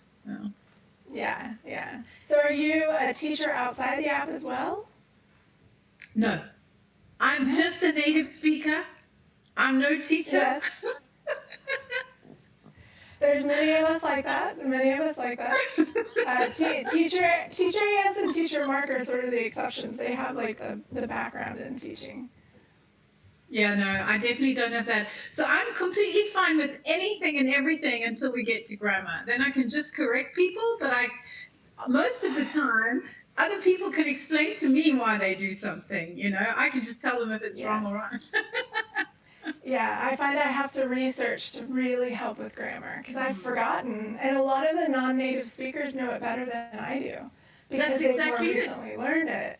Yeah, and also, to be honest, I know I'm only 25, but when I was learning it, we learned things like "the" is a definite article, so it has even different terminology to what it's called today. My daughter, when she was 4, she was being taught, instead of the magic E that I learned when I was at school, when I was little, she came home talking about a split diagraph, 4 years old. Wow. I know, it's crazy. That's like how in America now they're teaching math in a different way too. That boggles my mind too. I've returned. Sorry about that. I had forgotten So we that I had put some bacon in the something fridge. prepared for you, Mark. Are you ready? Oh, okay. Sure. 1, 2, 3. Oh, you're doing that one.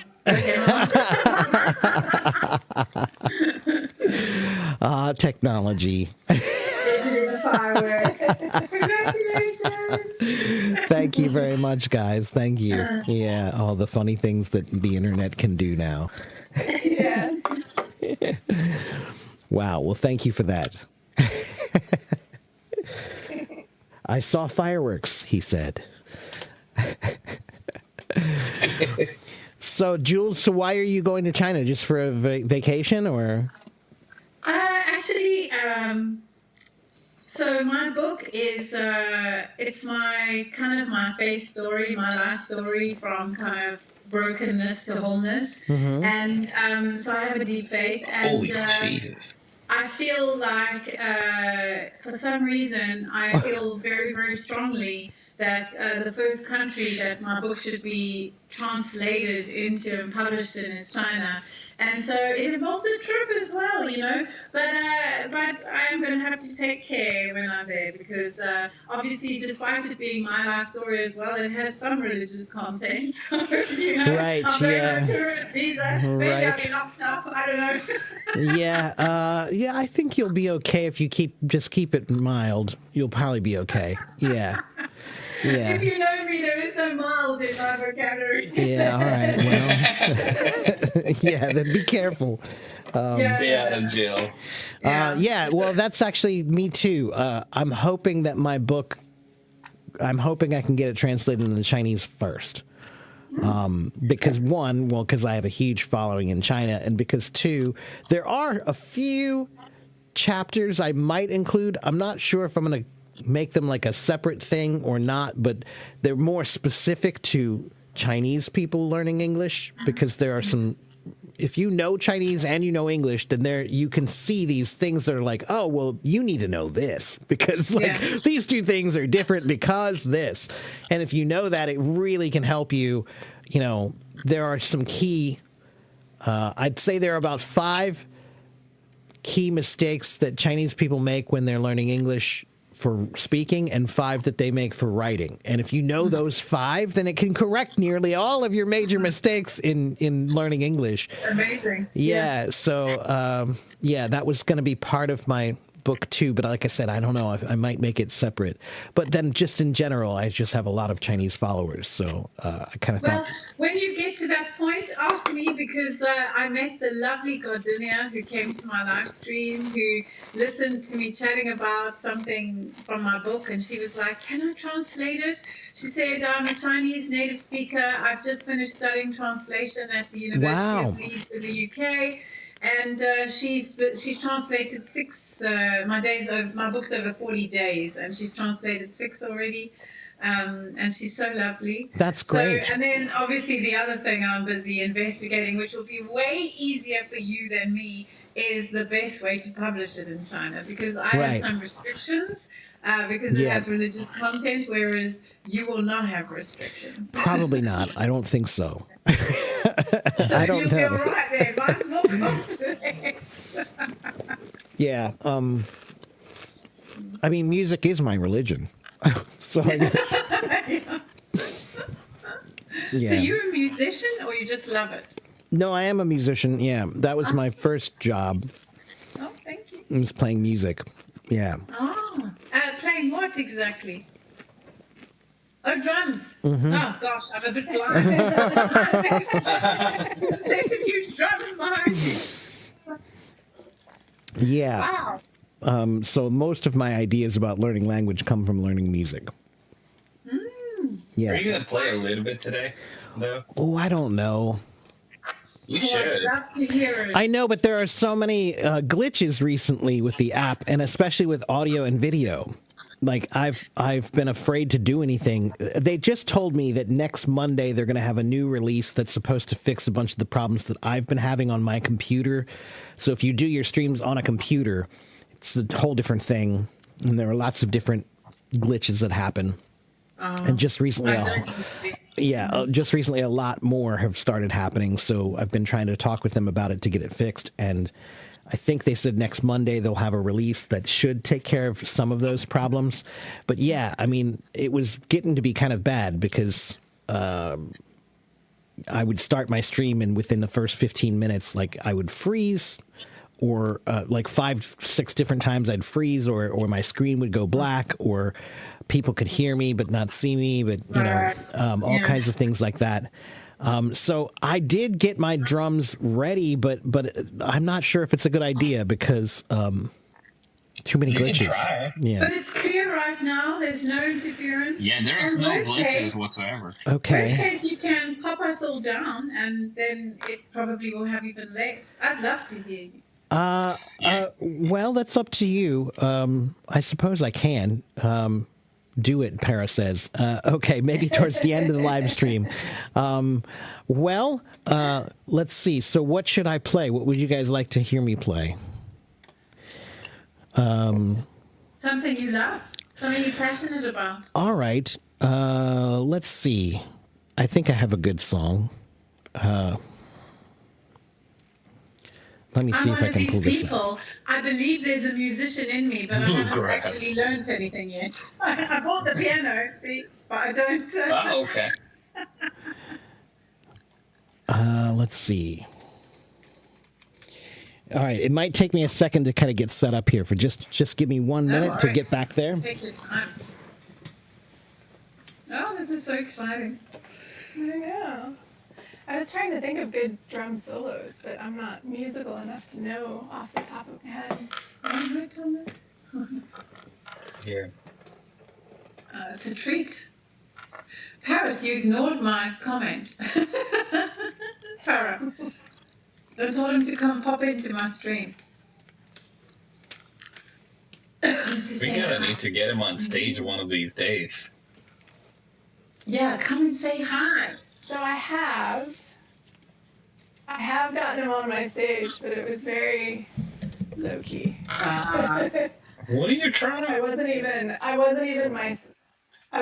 myself. He was willing to come if I wasn't myself. I mean, I can become whatever you want me to become for you to come.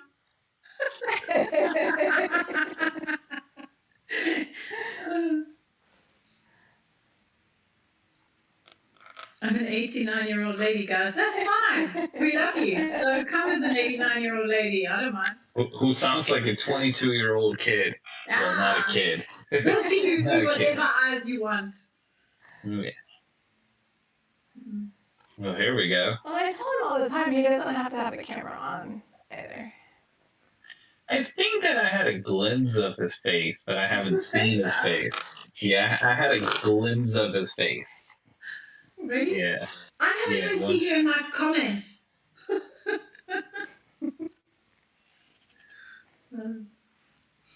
Yeah, I always like the way he calls Deborah's name. Oh, Deborah. And when I join rooms now, I see Deborah. Oh, Deborah. Not Deborah. No, not No, Deborah. I've heard that one too. No, he says it a lot of different ways. How to delete the comment? It's not possible. Oh, look at this. A professional show. Man, he's ready. Yeah. Ready to rock and roll. It is. I mean, he's got such a good setup behind him. I'm like in my kitchen. I know. Oh, my piano's over here. Zebra.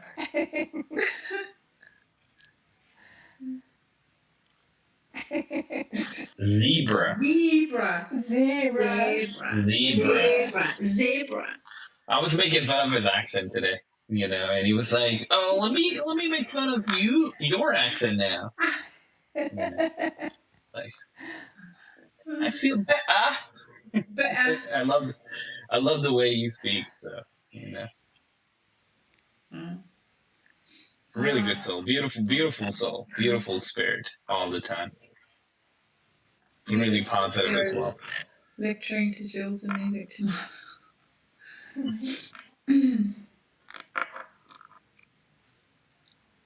Man, we're gonna have quite a show today, y'all. I'm not even on her speaker because I had no battery left after my stream, so I'm plugged in. Yeah, for some happens to me reason. too. Yeah, I have my phone plugged in as well. It was just my son Answer came into the no. kitchen to say something. I was like, wait, don't know what you're gonna say. All right. Mark, it's not glitching at all, man. It's perfectly fine. Is it okay? Can you guys Yeah. hear me? Yeah. Can you hear me? Yeah. Yes. Yeah, we can hear you. Okay, so I think you guys might need to mute yourself for this because Yeah. I think Okay. I'll have the audio coming through the same channel that you guys are talking on. So I'm gonna play a song by Peter Gabriel, "Big Time." It's a song that I think of when I think of trying to be successful at something. All right, let's see.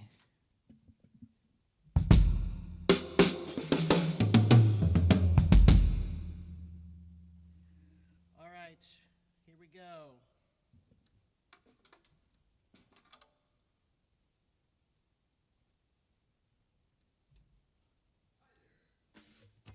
Oh. Sorry, too soft. One more time. Hi there. I'm on my way, I'm making it.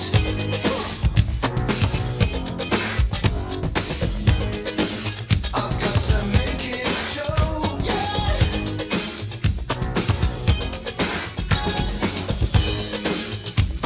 So much larger than life.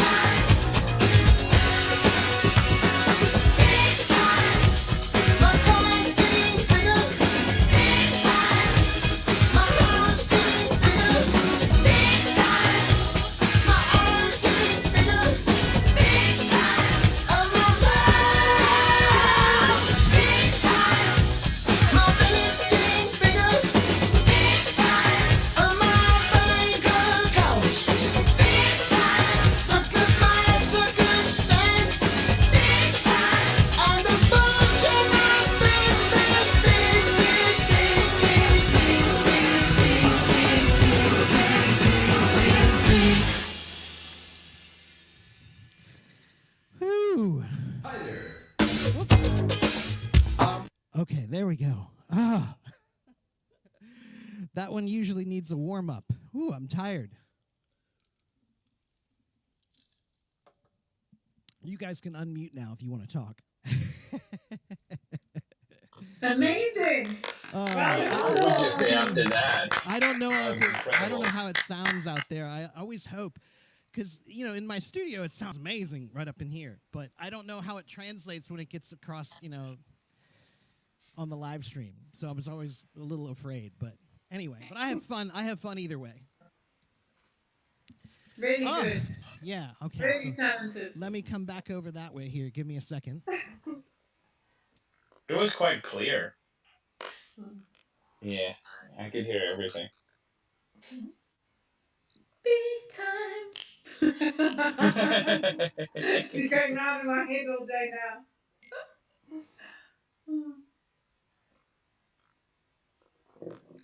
Very professional.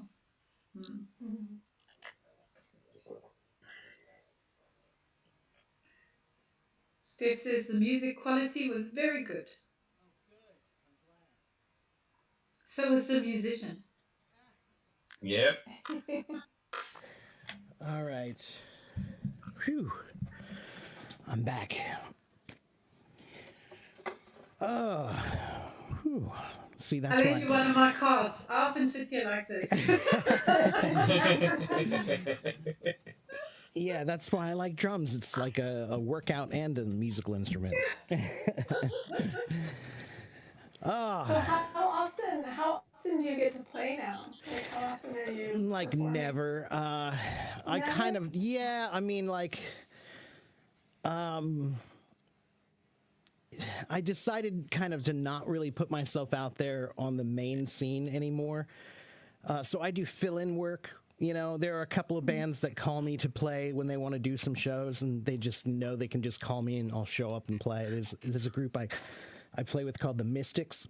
They're I've heard of them. they're an R&B band. They do like the four tops. They've got the four black guys who sing in the front, and they do all the dance moves and they sing and all that. So it's like 1960s, 70s soul kind of music. Aretha Franklin and the Four Tops and all those bands. So, and then if I want to, I can call some people and go play. But I didn't want to get re-involved in anything here because I still don't want to stay here. At some point in time, I'm going to leave again and go to another country or go back to Taiwan. And so I don't want to get Too attached. yeah, I don't want to make roots. But I have a rock band that I play with, who I've been playing with them for more than 25 years. Wow. And yeah, we're like, really good friends. And my guitar player has this really wonderful barn behind his house that he converted into a studio for us. So, like once a week, once every other week, I go over there and we all play and write some new music and stuff like that. Yeah. So, we lost AS. What happened? I think it was I was offering too. We were making room for teachers for staff to come. Oh, okay. Oh, I didn't yeah. know. Okay. Yes. Did she raise her hand? Oh, I don't know. Let me see. Let me check. Sorry. I should make somebody a moderator. I'm not used to that. Let's get Steph and up here. lives are so weird because you have to do it every time. Yeah, right. Yeah, exactly. Yeah, which I'm going to ask them about that too. It'd be nice if you get a Hi, permanent teacher status. Steph. Hello, Steph. How are you? Thank you for coming. Your view stuff is totally Florida. Like the Yeah, indoor that is. pool by you. That is very Florida. Filling up my pool because I've been doing a lot of things back here, but congratulations, Teacher Mark. Thank you so much. Thank you very much. It's very sweet of you to come. And I appreciate all the support everybody's been giving me recently. It's nice, For a long time, I think I just struggled because I was always doing everything myself. And I still do everything myself, but it's nice to have some people that you feel like you're kind of a part of who they're doing something similar to you, so they understand the struggle, and it is stressful sometimes, if you care about what you're doing and you want to do a good job, sometimes it's stressful, or sometimes you're not in the best mood, but you still feel obligated to help people, so it can be a I don't want to call it a burden, but it could be just stressful in general, sometimes. So it feels good to have like a little, group of people to share that with. Yeah, right. In your 11 years, so congratulations. Thank you very much. Now you got a team.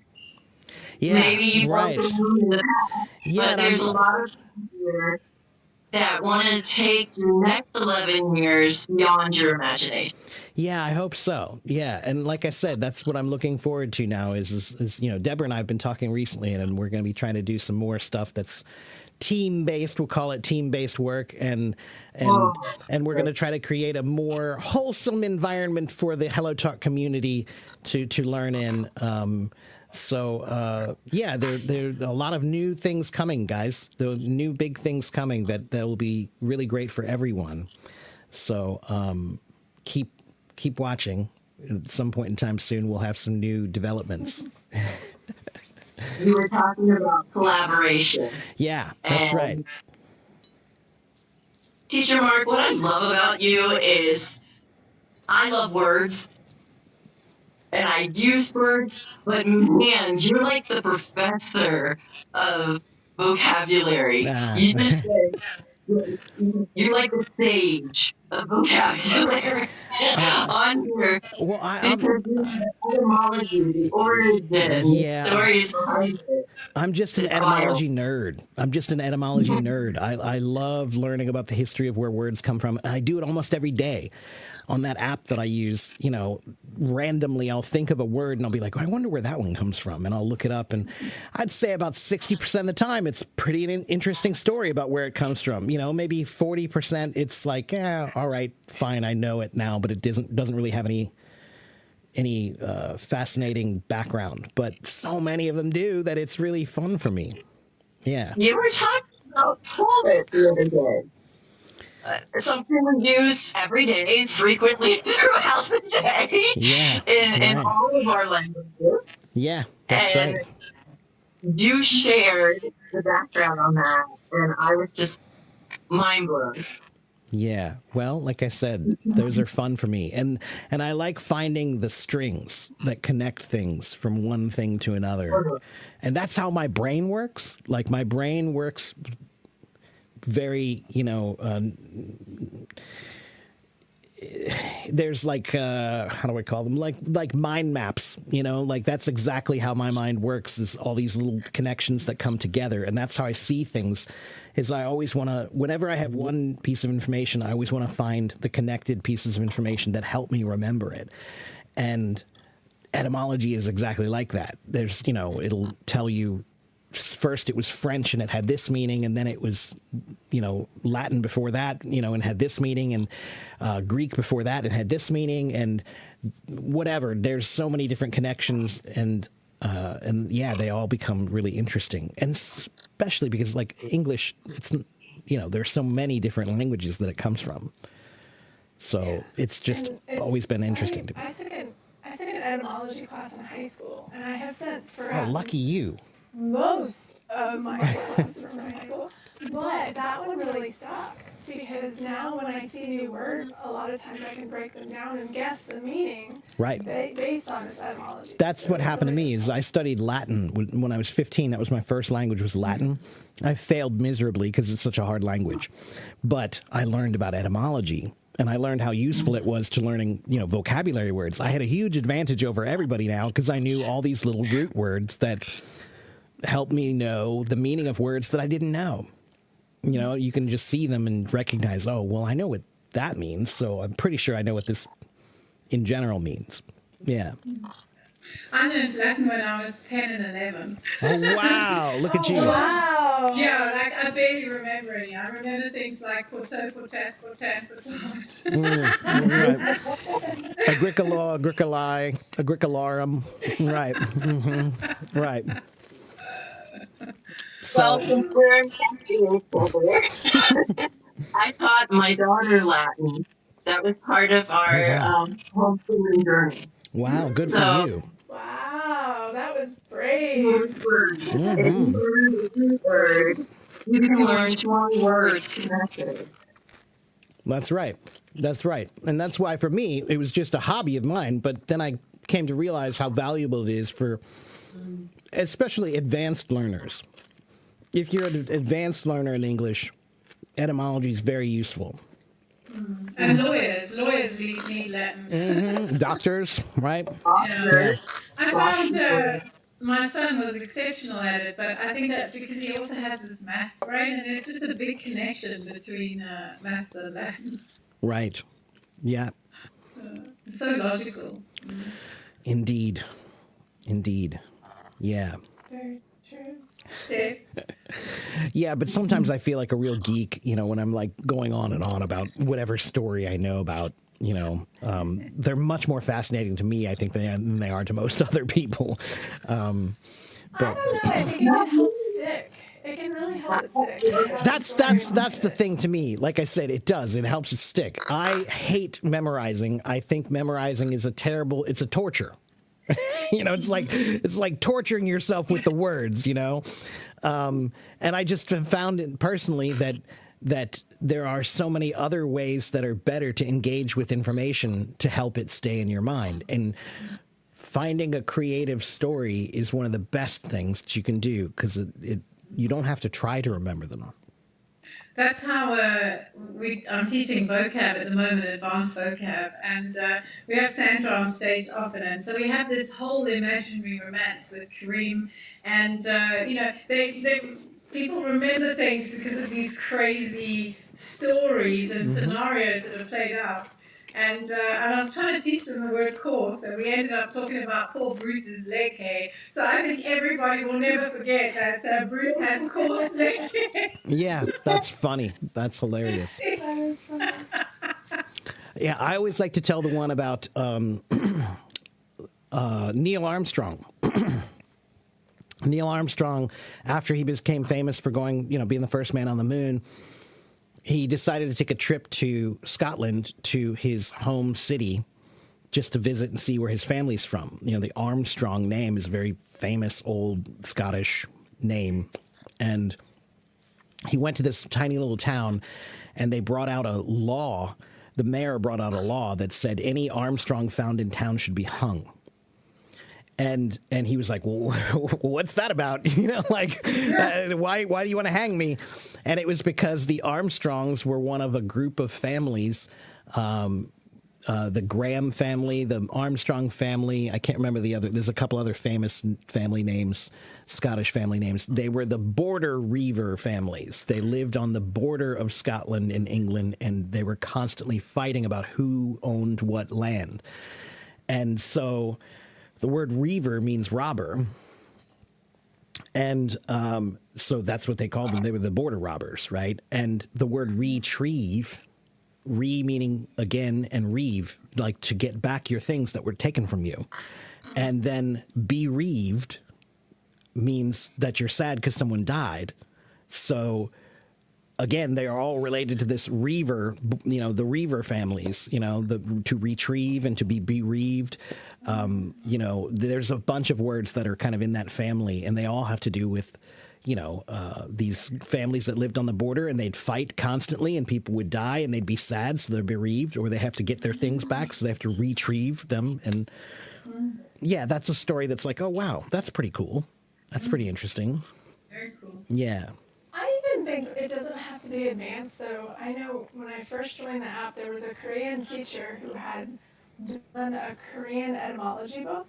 And it wasn't very big. I mean, it was like one word per page and maybe like 30 words. But as a beginner, because I like etymology, I appreciated it. And I remember those specific words so much better than any Right. others. Yeah, I mean, it does. Because of Yeah, that. it works in every language. Every language has an origin. and they often have interesting stories. Yeah. Yeah. Thank you, I Noor. Thank you very much. To teach off of that, but he was like, no. Well, some people think it's too advanced, and some people think it's too much. And for young students, I think that might be partially true. For my younger students, I usually try to just teach them, once they get into like middle school or high school, then I'll teach them root words, like sub and pre and post and, in and on and all those, right? But I don't usually get into too deeply until they're at least high school age. Because, it is a little advanced, but, it could be very intimidating if you're trying to read like the way they describe the etymology and how it, like I said, the tracing it back from different languages and what it used to look like and be spelled like or pronounced like. Yeah, it's a bit advanced. It's like I said, it's for super nerds, but it's such a great tool, it's a wonderful nerd tool. And I've always been one. So ever since I failed Latin. But I will say, now that I think about it, so this was a Korean etymology book, but it was written in English. So if you did an English etymology book written in Chinese. Oh. Ooh, yeah, there's an idea. Yeah, there's an idea. Yeah, or just in general, I think an etymology book for ESL. One that's designed to teach etymology from a standpoint of if you're learning English as a second language, here are some words that could help you if you know the background of these words, and especially, again, the idioms, too. Almost every single idiom has a funny story, about where they come from. Okay is one of the best ones. If you don't know where okay comes from, in the 19th century in America, well, I guess it was the early 1900s, 1920, 1930, 1940. They used to do a lot of word puns, right? They'd have like lots of word puns. Word play was very important in that era, right? Everything was written. We didn't really when TV wasn't a thing yet. We had radio, but most people just got their news from papers. So people would read, and they often played puns in the papers, and okay is a pun. The original, it means all correct, but spelled wrong. So all correct should be A, C. But if you think of what the letters sound like, that's O, okay, O, and then K. So okay is all correct, but it was a wordplay pun back then. And they had a bunch of them. I can't remember them now, but there was a bunch of words that came from that same time period that were these funny little weird word puns that they did because word play was so important at that time period. Yeah. And see, like I said, I'm a nerd. I just like they just bubble out of me. What is so fascinating, Teacher Mark, is that you're not making yourself know these things. It's just like I can imagine the little boy of you searching for these. Yeah, that's how I learned the word inquisitive. Was that when I was in third grade? I think I came home with a report card and it said Mark is a very inquisitive young boy, and I asked my mom, "What does inquisitive mean?" And she thought that was ironic, But yeah, I was. What's that? What's that mean? What's that about? Yeah, I was that kid. Now, I'm the kid now who's like, as a teacher, I'm tortured by those kids, but in the best way, like I love a kid who has uncontrollable curiosity. My report card always said, Jules is very chatty. She's a chatterbox. Yeah, I think mine probably said that a few times too. Yeah. Mine always said I was quiet and artistic. Those were the two things I always said. Those are good things. Mine said chatty too. Robbie says nerd like it's a bad thing. No, I'm a huge nerd. And no, I don't say it like it's a bad thing. I love reclaiming the power of that word. Because, yeah, it was always funny that we made fun of people because they were smart. Like they were good. They knew things. Oh, you nerd, So I think it's a funny thing to make fun of people for being really good at something or knowing more about something. But I love being It's a because nerd. when we're not smart enough, we need to say that so we don't feel so bad about ourselves. That's really what it is. Yeah, that's really what it is. It's a badge of honor. I agree. That's why I say it proudly. I'm a huge nerd. I would have it no other way. I am, but only about certain subjects. Versus my husband he's a nerd about everything, like lifelong learner. That's great. History nerd, any subject, he's constantly learning. I pick and choose. Yeah, I think I'm more like that too. I can't learn things that I don't have interest in. Like I suck at math. And I'm not the best in science. I like the concepts of science, but the math of science, I'm terrible at. But yeah, that's kind of a curse of mine is I cannot do things that I don't believe in. I can't do things that I'm not like passionate about. If I'm not passionate about it, then I'm going to phone it in big time. but if I'm passionate about it, I give everything I have. Yeah. I think I just graduated top of the School of Life. Good for In you. terms of hardship to wholeness, Yeah, absolutely. I agree with that. Yeah. And yes, Belen, I'm looking forward to meeting you as well. What does nerd mean? Nerd means somebody who studies a lot or learns a lot or knows a lot about something. They're very good at it. Yeah, they're very good at it. Yeah, but we don't say he's a football nerd. We say he's a jock. Right. Like connotation so if it's physical. non-physical things. Yeah, that's non-physical Yeah. things that you're If very it's good physical, at. you're like Yeah. a god of sport. That's And if right, it's yeah. non-physical and it's academic, you're Right, like a nerd. that's right. These are academic things. Yeah, that's what you can Yeah. be, or artsy things. So you can be nerdy in art too. Yeah. So, Or just not nerdy.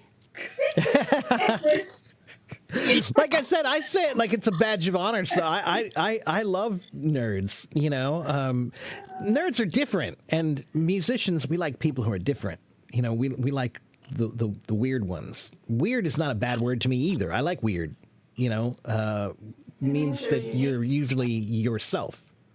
If you're weird, then that means somebody thinks that something about you that is proudly you is different than other people. So, yeah, I like But they weird. have new words for nerd now. I need to Oh, even yeah? clarify with my son. It's like neek or something. Calvin, Oh, I have no what are idea. nerds these days? I've never heard that before. Let me see. They have a whole new language. I mean, Oh, I know. I don't know how to feel about it, to be honest with you. I'm not sure I totally approve. I think love. it's a neek or something like that. Generation has slang. I mean, Yeah. we're all pretty much Every generation does. A But geek. it's the level of this. Yeah, right. That's what I mean is like in the past, yeah, we all had slang words in different time periods. Of course we did. But I think social media has advanced it and mutated it so that it's even a little bit beyond. Like, I would say that there were lots of words in slang in the 1970s, 1980s, 1990s that you could infer the meaning by just listening to it and be like, oh, well, I know what you mean. I've never heard that before, but I know what you mean now. But there are so many words now that I've seen from young kids now that I look at the word and I'm like, I have no idea what you're trying to say with that whatsoever. Like like the one that drives me crazy that I don't think they even say anymore, but I know for a fact, here's the other thing that bothers me is as an etymology nerd, I want your words to have some kind of a root, right? So it can't just be some syllables you put together to make something new, right? I can't support that. If you want to try to take some new words and put them together and have a new meaning or something that has an etymological background, I'm okay with that. But on fleek, I hate that. I hate that term so much because I know for a fact it has no etymological background. It was just some guy, some kid who came in one day and said, I'm going to say on fleek. and it's going to be a thing. And now it is, unfortunately. I feel like slang's shelf life now has really been reduced. Oh yeah, because of social absolutely, media. yeah. Like we had like 5 to 10 years. That's where we right. would do Now it's like something one. when we were young. Right. Maybe Yeah. a year, and then you finally figure it out and start using it, and then And then they they change it. They Right, don't want- exactly. Right. That's what I mean. Yeah, that's the other part of it is that it's mutated and it's advanced much more quickly. Yeah, that's right. There's new slang every 6 months or every year. It's like technology. Like when Goes out of fashion. Yeah. I'm with my 15-year-old daughter right now, and I was asking her, what is the word for nerd now? Lilia. Neek. neek. Neek. Okay, and why is it called neek? Is there a reason why it's called neek? Is there a background to that word Is there a somehow? reason? She doesn't know, but she said something else. What did she say? Say it loudly. No, if you say something like really smart ass, you'd be like, are you a nonce? A nonce. Yeah. Well, if you like. Oh, I think I've see. heard that one before. A nonce and a neek. Yeah. Nonce is like very specific. Very specific. If you're trying to be a clever clogs, you're a nonce. To use That's the word from my. Yeah, but you can't just go around calling anyone a nonce. Well, I'll just call you one. No? You can't call me a nonce. That's funny. Okay, but see, like I said, I always want to know, like, okay, so where did it come from then? You know, like who said it first and why? You know, like nunce. Well, It then reminds me of the word dunce, which you know, again, a dunce is a dumb person. And where does that come from? Apparently, there was a guy named John Duns, Duns. And John Duns was he was born in Duns in England, I guess, and or Scotland. Sorry, Scotland. And it was like some kind of a weird term that they created. Because he was very obstinate in his philosophies. So he had very strict philosophies and he wouldn't listen to anybody when they would talk to him about, you know, oh, well, this is wrong and this is wrong. So to become a dunce was because you didn't listen and you were stupid. That basically was the idea, you know? So, yeah, like I said, I need it to have a background. I need it to have So a I background. think Neek has one. I just did up. Oh, okay, good. NIC stands for Network Interface Card. So it's like a computer that connects to the network. Oh, so And you're so a they're nerd like a computer. relating- Okay, see now that I can get behind. I can get behind that. That has an actual etymology. I'm down with that. That's I can get. That's okay. I can support that. And I wondered if it, before I looked it up, I wondered if it came from Brainiac. It's Yeah. like Right. this. Yeah. Right. Sure. Yeah. But I think this is where it comes from. Okay. Or They're creating someone made it up, computer. and then they've attached some etymology behind it. That That's happens probably too. what That happened. that does happen too. There are stories that there's like a bunch of different theories about where it comes from, and nobody's really sure. You know. But yeah, That's that's like my home that's the state. only I can agree with new slang so long as you can kind of tell me how it was created. But if it's Right. just some kid who decides to come in and formulate some new set of letters together to become a new meaning, that one that's just too vain for me. That's too vain. Yeah. Where? Yeah. Right. Yeah. Yeah.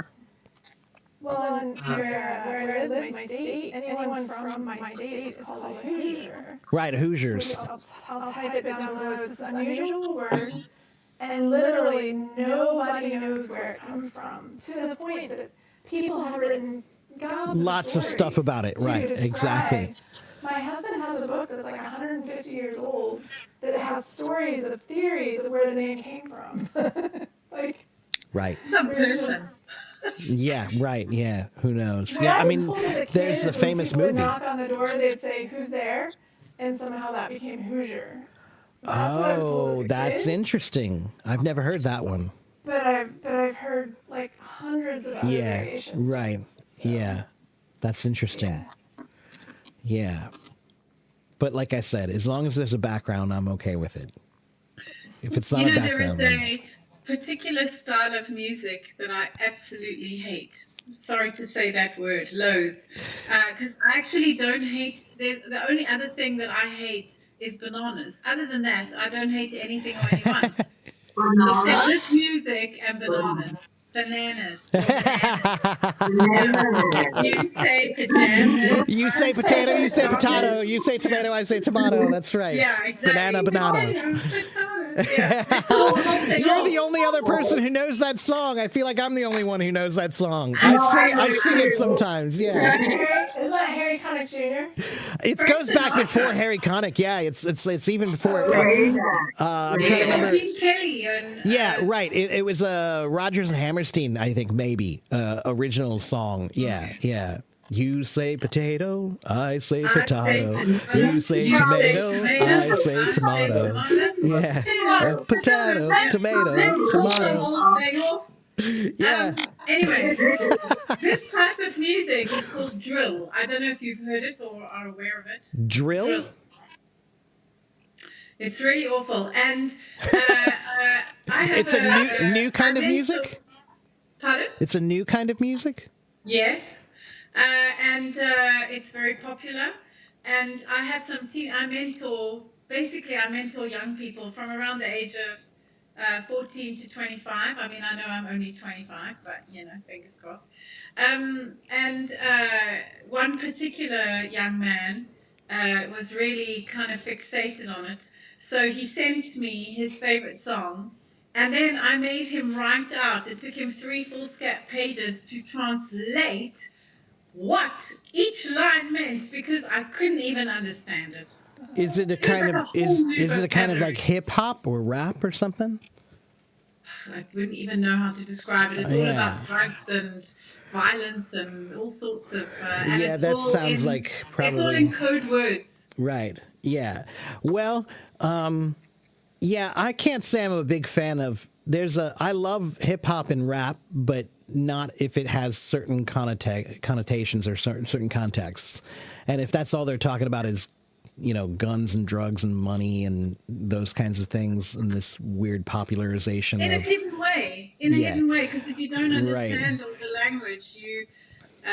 But I mean, he would listen to drill to rile himself up before a rugby game. Yeah, right. Yeah, I can kind of understand that, but at the same time, It's hip hop. Hip hop 2010. Okay, Primarily in the south side of Chicago. Oh, okay. Well, see, now I just don't call it drill, but I know what that is. Yeah. Dark, gritty, aggressive sound. Yeah. With a heavy use of an 808 drum machine. Right. Yeah. So that, like I said, so south side of Chicago, that's a dangerous area. It's a very dangerous area, and yeah. I mean, listen, that is sometimes. I guess I'll amend my statement. I'll say sometimes I can be okay with it, because if it's them literally telling the story of their lives, then that's one thing. But if you're glorifying it by making up news stories that didn't really happen, then I think that's a bridge too far. It can be a story of their life, but do you really want your teenager pumping that information into their Or head more all importantly, day, it every depends day? on how they portray the story, right? If you portray the story things as are okay. right, as if you're glorifying that, then that's not okay. But if you're telling a story of like, this is the rough thing that I had to go through, that's different. Like if you're therapeutically using music to try to express the rough life that you had, it's one thing. If you're glorifying it, that's another. Yeah, I agree. Yeah. I mean, I feel like it promotes violence and it makes Right.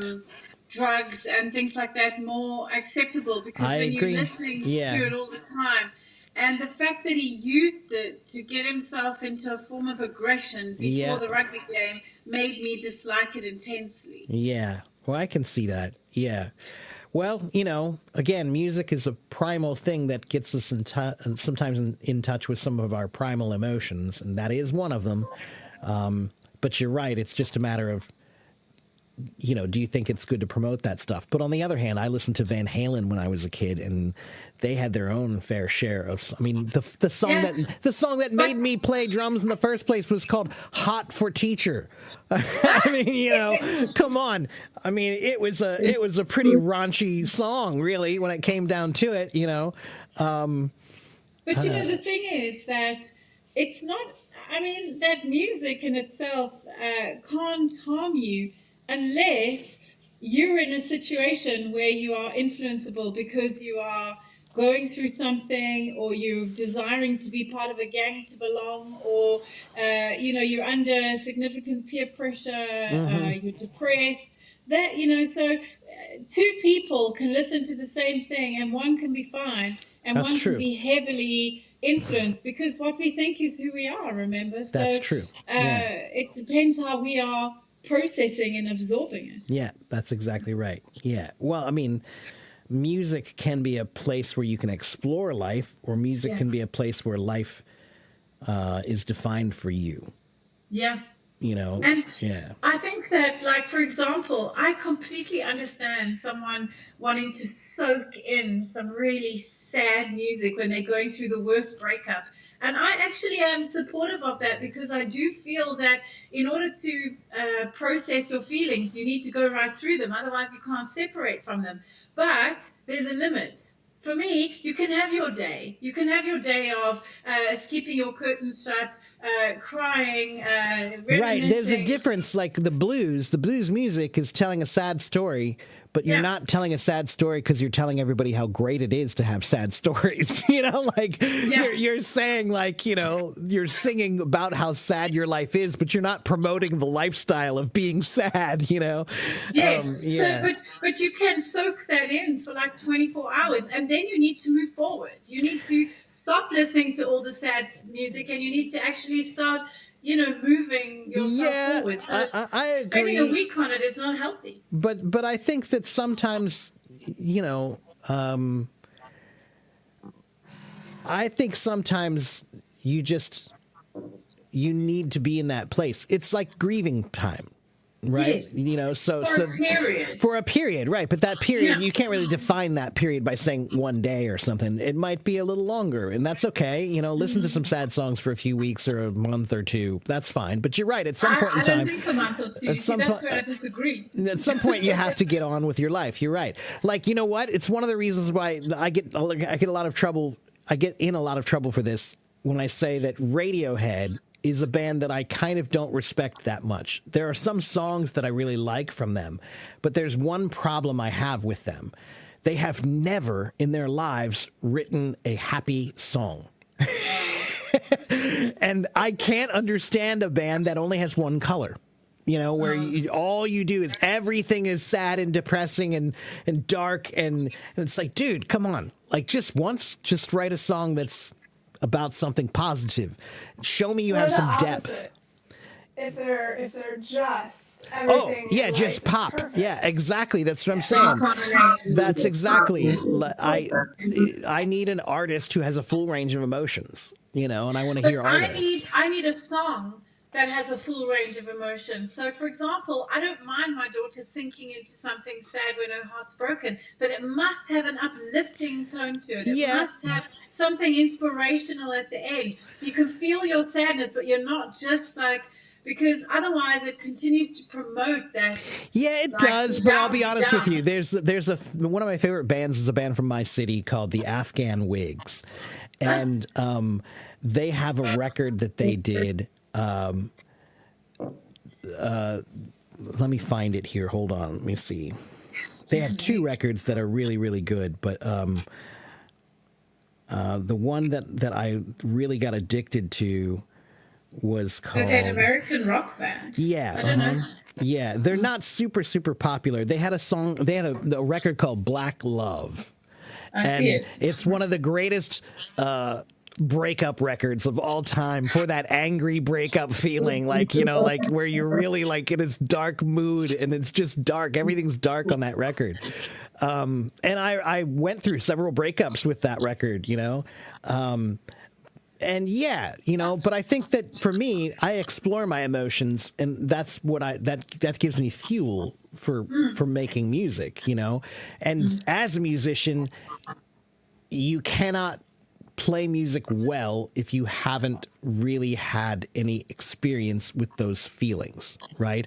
So if you're angry and you know what angry feels like, then you can play angry songs well. If you're happy and you know what happy feels like, you know, you need to know what heartbreak is before you sing about heartbreak. You know, otherwise it just sounds trite, you know?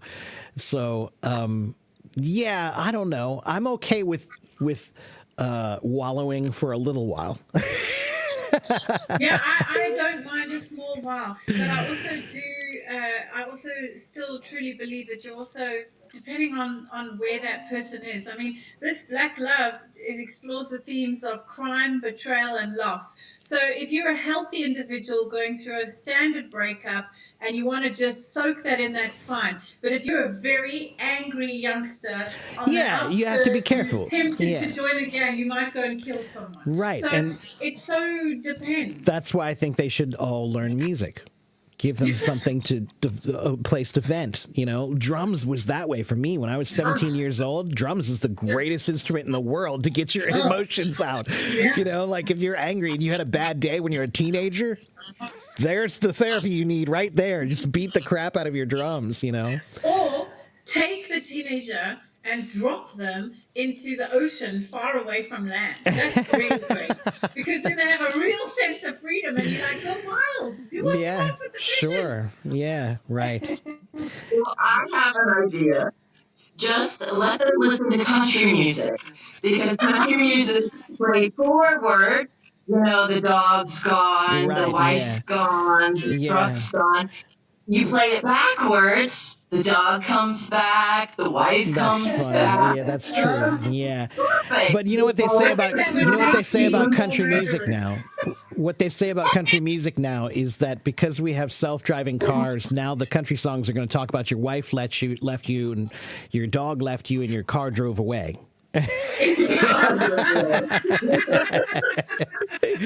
Yeah. But you know, I always told people that if I ever, when I have my final days in this world, the kind of funeral that I want is a New Orleans style funeral. Because in New Orleans, when you die and you have a traditional New Orleans funeral, they have two big things that they do. They have the procession that goes to the cemetery where they carry the body and they carry it down the street. And on the way there, they play really sad music called dirges. And so they're very, very soulful and sad. And everybody's crying and they're remembering the sad times. But then once they, have the ceremony at the cemetery, on the way back, they play happy music celebrating the person's life. That's where we get the song, "Oh, when the saints go marching in. Oh, when the saints go marching in." And that's a song they would play in the street on the way back. And then you'd have a big party with food and music and your family and friends. And it's a happy moment at that point. You're celebrating their life. It's a life celebration. So it has both moments. You get to be sad, but then, you have to follow that up with all right, we're sad we That's lost healthy. him, but let's celebrate his Let's life. have a Yeah. party. Mark's Right. no longer here. Yeah, right. Yeah. No more etymology stories. No more. I cried my tears. Was that enough? Yeah, there we go. Yeah. No, I'm so teased. Having you here has really made Hello Talk a different place. Getting guys to are too know you nice. has changed my perspective of Hello Talk. Well, thank you. That's nice to hear. Yeah. No, I mean it. I'm not just saying it, but I'm very serious. I appreciate You it. talk about us coming together, and you are the one. You may be in your little program there playing your drums, but you're the one that really is uniting us. I appreciate that. I want to. Because I don't want to be like a leader of some kind of a thing, but I do want to feel like there's a forward momentum going where we're all together in the same boat,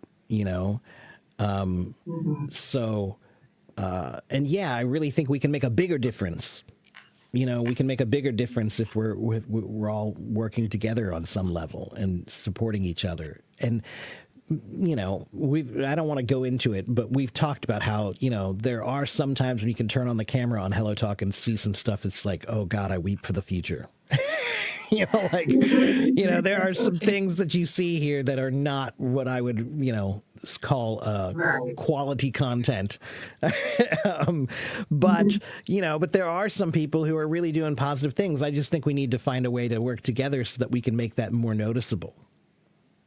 You know, yeah. And I think you bring us perspective, because I know many of us have only been on here for a year to 2 years since the voice rooms and lives have happened.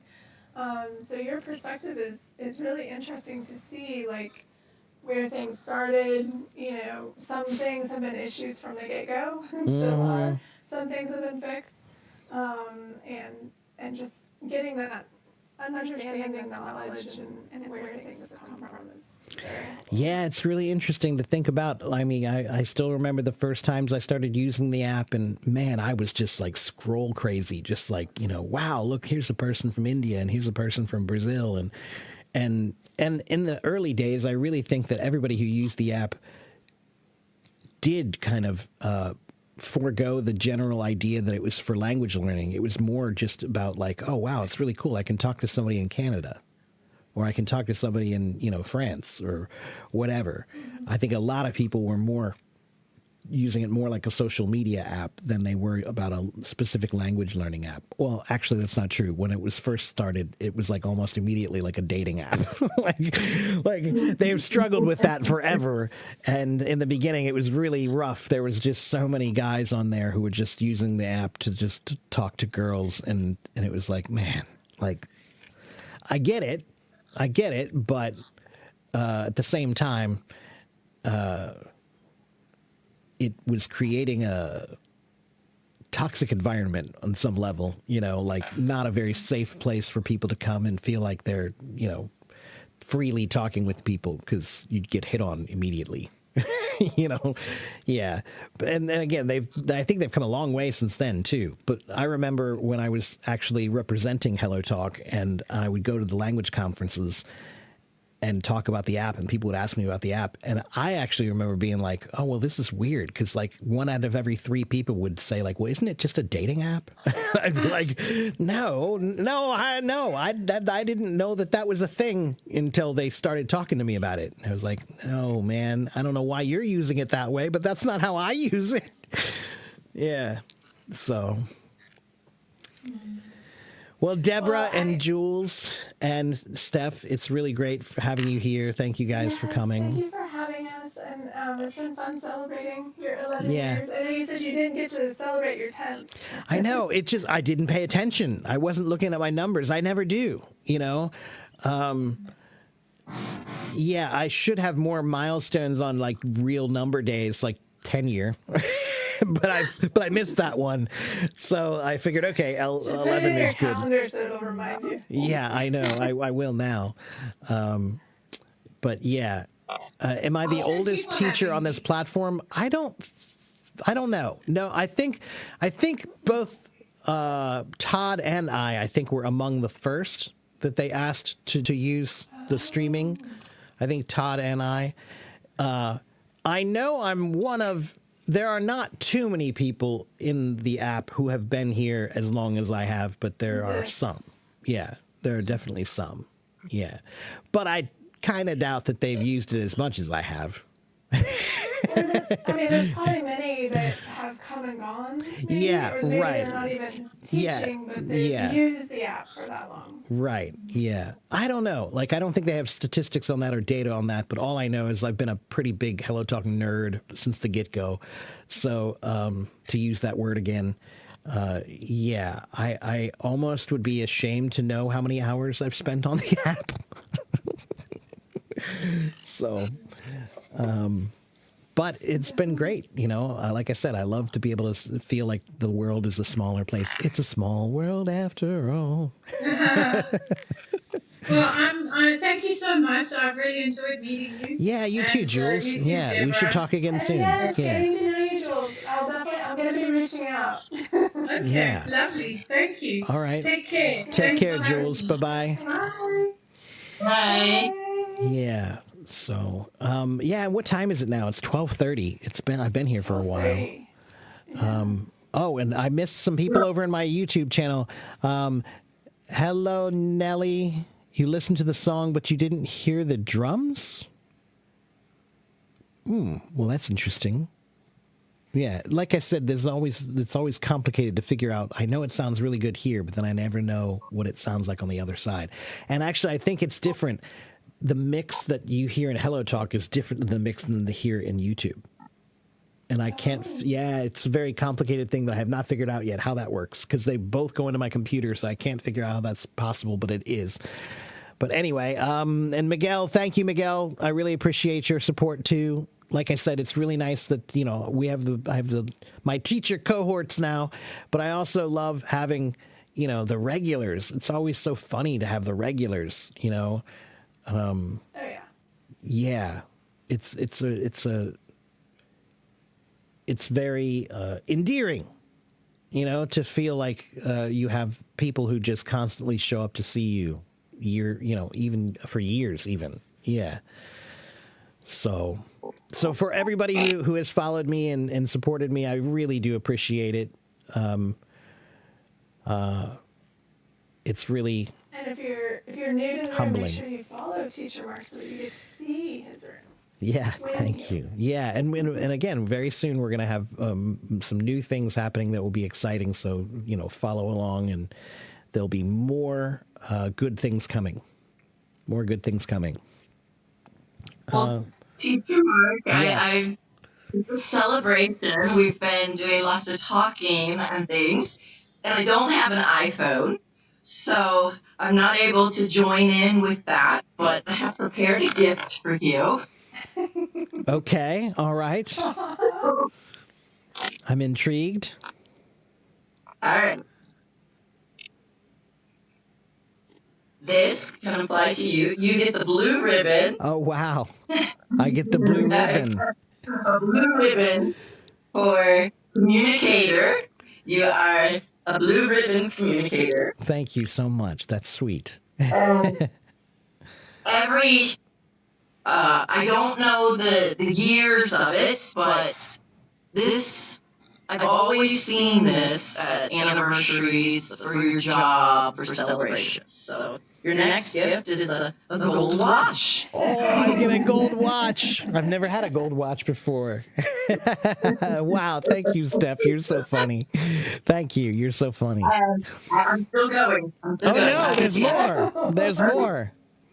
This Oh, is pencil an shaver. extra. Oh.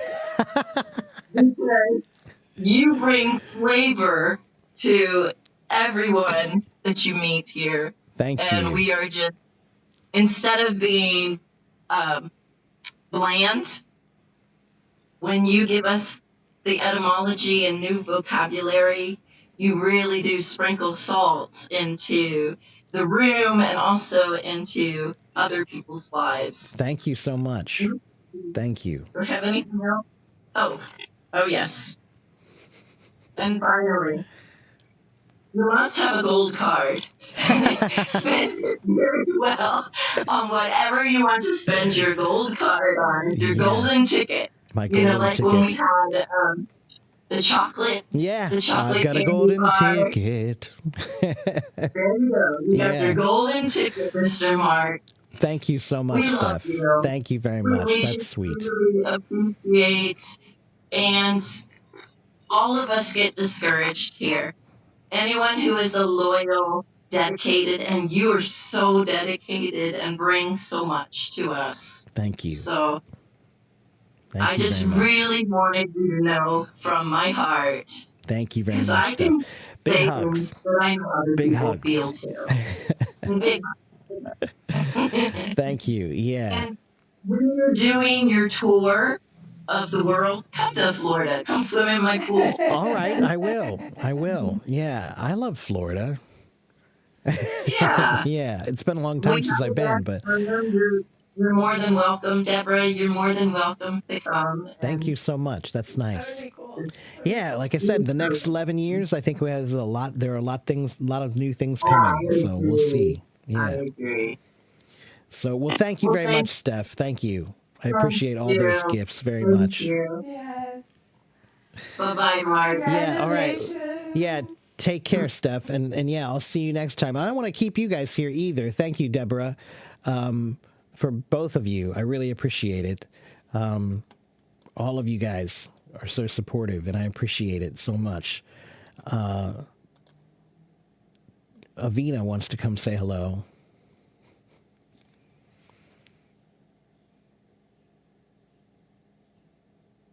Hello, Avina.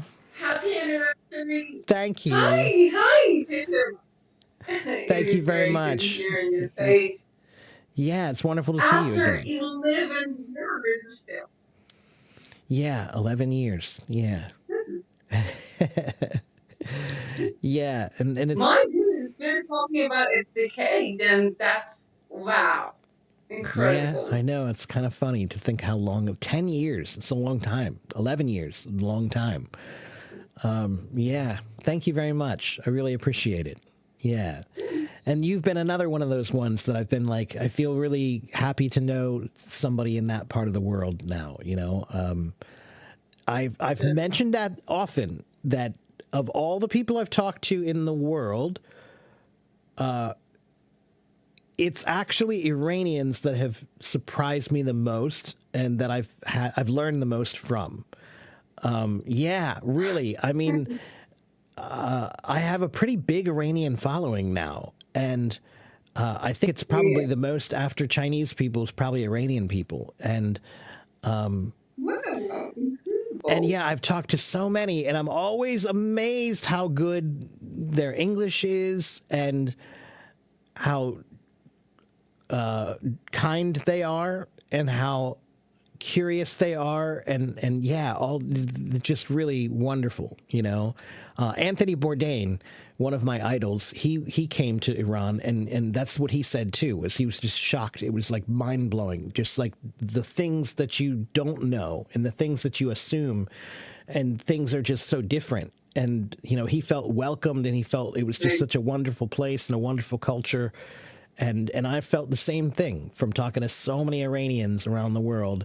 I think that has been probably the biggest cultural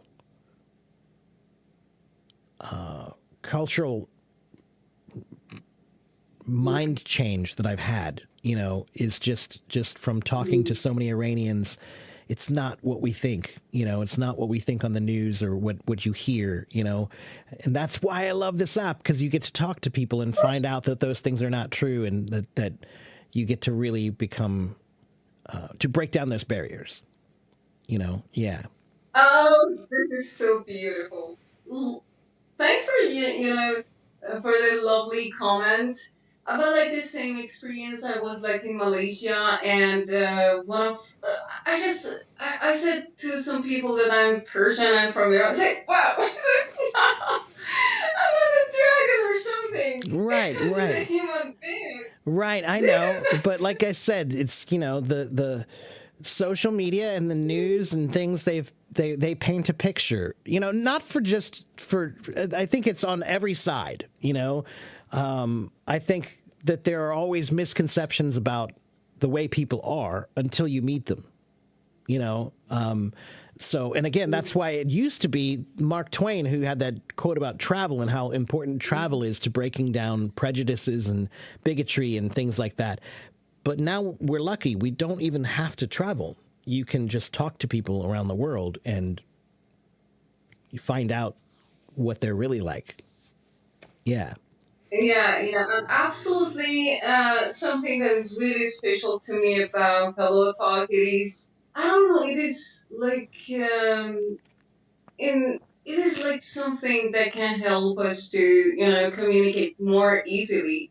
Because I'm also on other apps, especially language learning apps. But HelloTalk is like, I don't know, I love it. I love Well, all the people, Deborah, you, and Todd, other friends.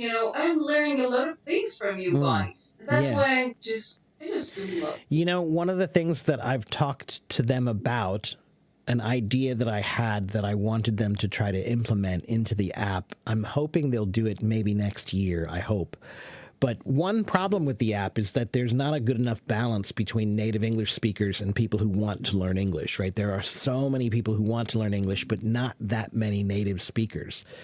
And that's always been a problem for the app, going back to 2015. And but my idea was, what if we add a map feature to the app, like with pinpoints? And every time you have a conversation with somebody new, it gives you a map pinpoint in that place. So now the app becomes not just about language learning, but it becomes about, well, I haven't talked to somebody in Cyprus before. Let me try to talk to somebody in Cyprus. I haven't talked to somebody in, Timbuktu before. Let me try to talk to somebody in Timbuktu. I haven't talked to somebody in Tehran before. Let me try to talk to somebody in Tehran. So it becomes a competition of trying to reach out to the world and have conversations with new people instead of just being a language exchange app. So I've talked to them about that. They said they like the idea. I think they'll do it. I think it will just take some time. So hopefully next year, maybe, you guys can look forward to seeing the new map pinpoint feature of HelloTalk. Yeah. That's a really great idea, and I hope they're just gonna, apply it. Yeah, I hope so too. Yeah, they do the best they can. They have a small team that they work with, and it's hard to get these things done. It's a very complicated thing to run an app, and especially one this complicated. But they're doing the best they can, and I know that they're working on some big new things. So yeah, they just did the new update is pretty different. There's a lot of different changes on the app now. Yeah, some good, some bad. Yeah, some good, some bad. Well, that's one thing I've talked to them about too, is sometimes when they do updates and they don't tell you what's new, that's kind of a problem. It would be easier if they had a way of saying, well, the app has now changed. Here's what's new. Explore this here, explore this there.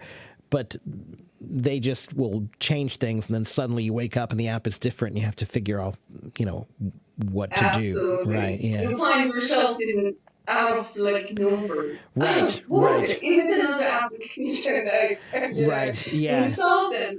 Yeah. But no, this is Yeah, it's kind of like, like we all like to go to the grocery store where everything is in the same place at the same time all the time, right? And then one day you go to the grocery store and they moved everything around, and now you don't know where the bananas are. And you're like, man, what did you do that for? I was perfectly happy, and the bananas are right here, You didn't have to move the bananas, Right. So. yeah. And Peter Mark, this is like a language learning app, and they need to work on the features, like when because the features are like too small. On like other application, you got it like bigger, and you don't need to just tap on it and just get to it. And what is it? Yeah. No. But Yeah. here it's like, and this version is absolutely crazy. It's a bit Too small. cluttered. Yeah, that's what I told them. I said it's cluttered. Things seem cluttered, which means that there are just too many things and too much, and it's too small. So, Yeah. but those things, they do the best they can to make what they think is right, and they adjust as they go. If they had money like YouTube, then they would do bigger things and it would be easier. But, they're not that big, so they have to do the best they can. And, yeah, but I have talked to them about the new version. I mean, not that I, who am I? I'm just a guy. But I do regularly talk to them about, well, I like this feature that you added, but this one I'm not so happy about, this change, or I don't really like the way it looks, or whatever. Whether or not they don't have to listen to me, but I do tell them what I think, probably to a fault sometimes. But yeah, we'll see. I think that the app's going to keep getting better. It just, it's hard to run an app. If it were so easy, then everybody would do it. Yeah, because lots of like great qualified, people that you can like join their classes online, and this is like incredible. You don't have this feature on YouTube, on maybe on Instagram, but this is not this way. You can just this is Right. just you know It's something- different here. It's different here. Like I said, that's what makes Hello Talk different is that you can talk to people from other countries in Facebook, but not with this type of interface where the different countries are the point. You know, like the different languages and the different countries and the different cultures, that's the point. So you can talk to people in other apps from other places, but this is one of the only places where you can go where you specifically can just look for people who speak a certain language or from a certain country and explore the world, which is just different. Yeah. And it's also mostly based on the idea of interacting with each other,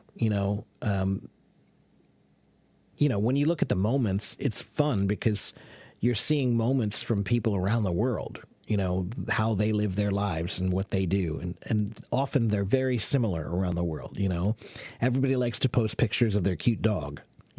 Like it doesn't matter what country you're from. If you have a cute dog, people like to post pictures of your cute dog, or their food, delicious food. When we have delicious food, we love to share, what we eat or what we cook, and that's fun to see, to explore. Yeah. Yeah, it is. It is.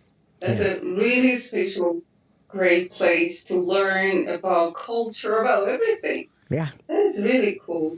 Yeah.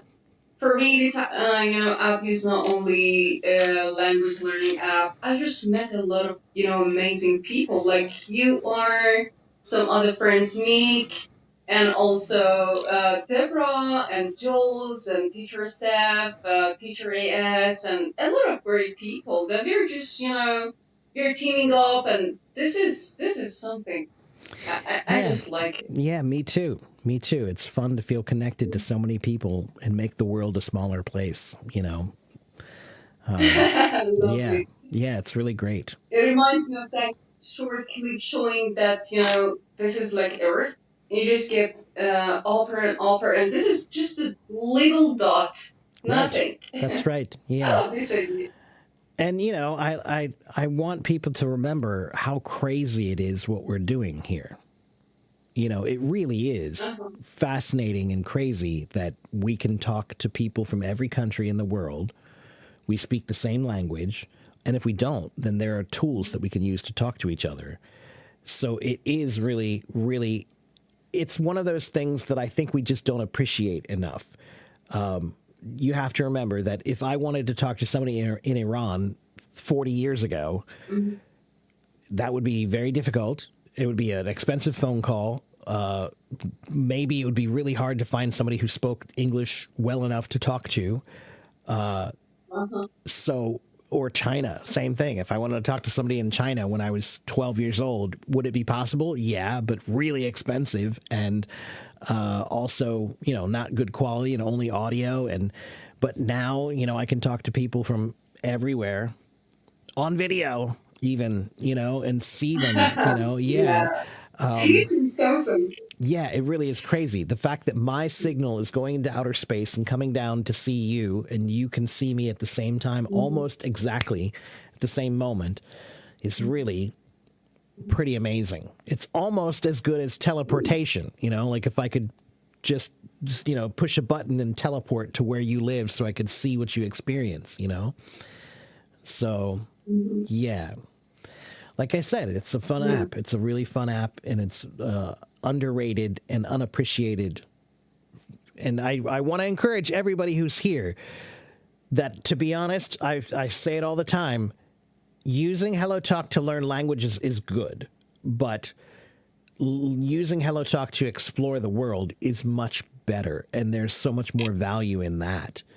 If you want to grow as a person, talk to people from different places and try to make friends with different places, or people from different places. That's really what we need to do.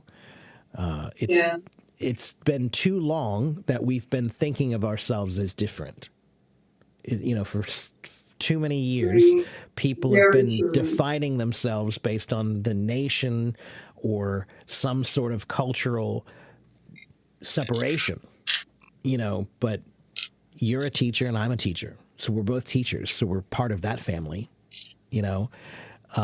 Or when I meet musicians on here, you're a musician, I'm a musician.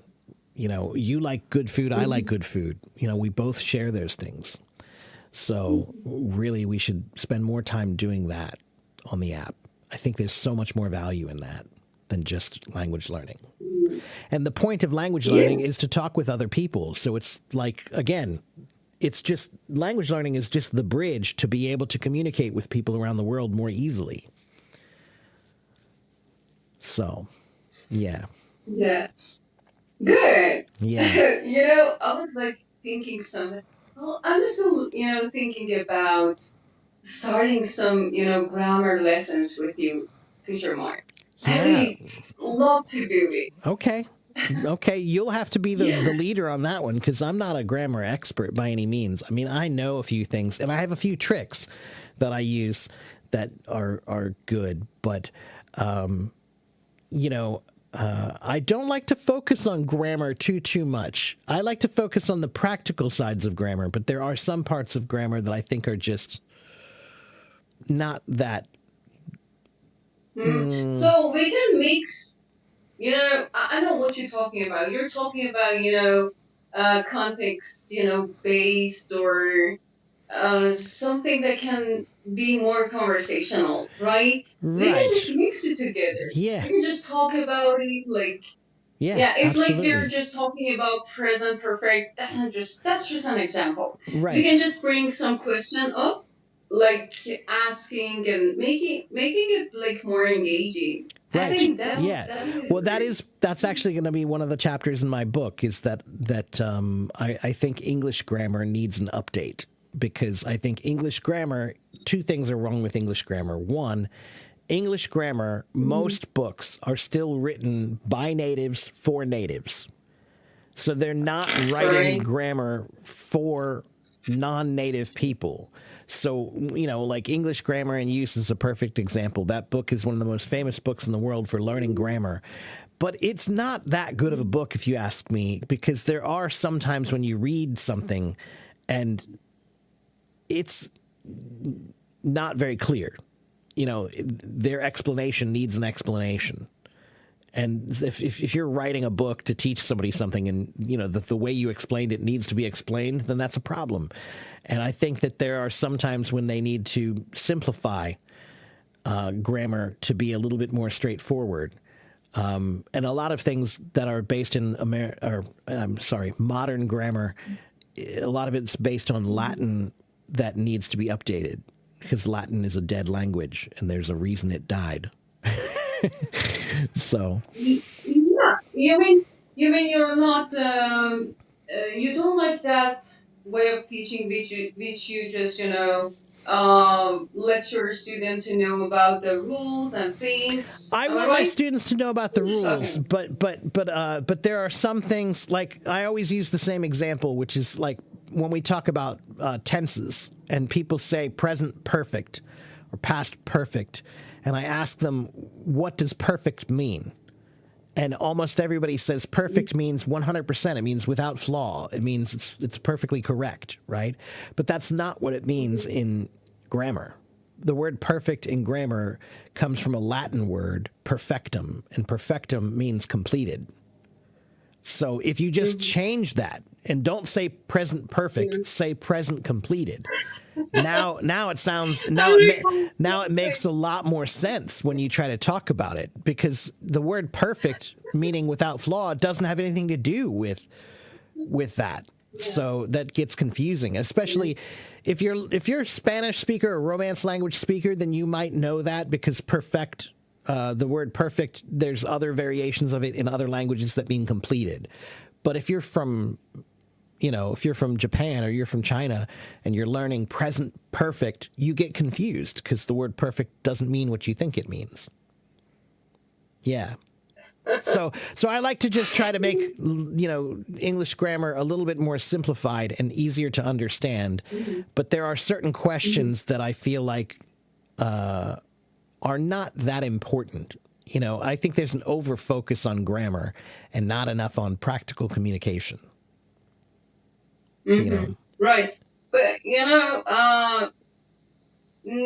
I can say we're living in the post-method era, but in this, century, in this era, me myself, I'm using like discovery learning. I don't give my student grammar or something. I'm using like text-based methods and things related to it.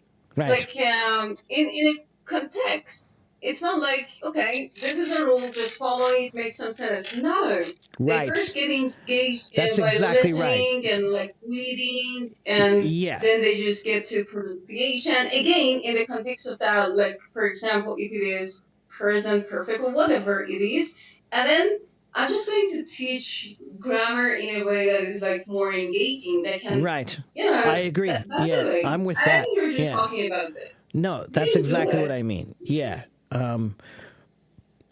I just think, put it this way, grammar is the number one reason why people don't like learning languages. All the rules. It's like so many rules. And if you teach a music class, for 1 year, at the end of that year, the kids should be able to make music, right? And if they can't, if they took a class for 1 year and at the end they couldn't make any music, you'd think something's wrong with the class. But there are lots of people who study language, and after 1 year, they can't really use the language very well because they focus so much on grammar that it's just about the rules. Grammar-based. Right. And so that means they know these rules and they can pass a test, but they can't really use the language that well. So that's what I like to do, is focus on how grammar can be more practical for conversation and actually using the language. Yeah. And this is what is really hard to do on HelloTalk, because we've got like a really small screen, and if you want to do this, we need to teach like listening first and then reading probably to get to and it takes like a huge amount of time. It is not easy to do it like maybe in, I don't know, an hour or 2 hours. Yeah, I agree. Yeah, I agree. But maybe we can just start by doing that. We can do it. We can do it. There are so many people I want to collaborate with. It's just really complicated. So we need to just start doing it. But yeah, Avina, I would love to do something with you, and I want to do something with Para, and I want to do something with AS, and I want to do something with Robbie. I'd like to do a lot more collaborations, a lot more. So Yeah. So But I'm just gonna work on it. Yeah. I'm just going to think. How can I we want just you to do take it? the Because lead. Yeah, take the lead. Take the lead. yeah, Yeah. it is not easy because like I'm teaching on different applications, Zoom, Skype, and you can share your screen, and you have the PowerPoint slide, you have a mouse, you can just Right, yeah. touch it. Well- But here, for uploading a picture, it takes Yeah. like ages. But again, you 5. can do that. Avina, I use my computer. Right now, I'm using my computer, not my phone. So there is a way I can teach you how to do it so that you can use your computer to do live streams. Yeah. And then that makes it easier because I have you on my big screen and I have my other screen right here and I can share anything from my computer like that. Yeah. That'd be incredible. Yeah. I'll show you how. Yeah. Yeah. So the problem is that there are just there are more glitches when you use your computer because most people just use their I phone. know. Yeah. So, but I tried it once. but they're getting I better. tried. They're getting better. So we'll talk about that in the future, and I'll see if I can help you figure out how you can use your computer so that you can use more of your materials. Yeah, because it is a lot easier to share things that way. Yeah. Yeah, imagine like with a clip, but here you're trying to either you can just write it down. In my classes, I'm just doing that. I'm just writing down things online Right. and things. You can see all the visual aids, Right. pictures in Right. a few seconds. But here, I know. Todd Right. and I are trying so hard to do it. Yeah. Well, you guys need to start using your computer. It's a little bit more tricky to do, but it gives you all those options,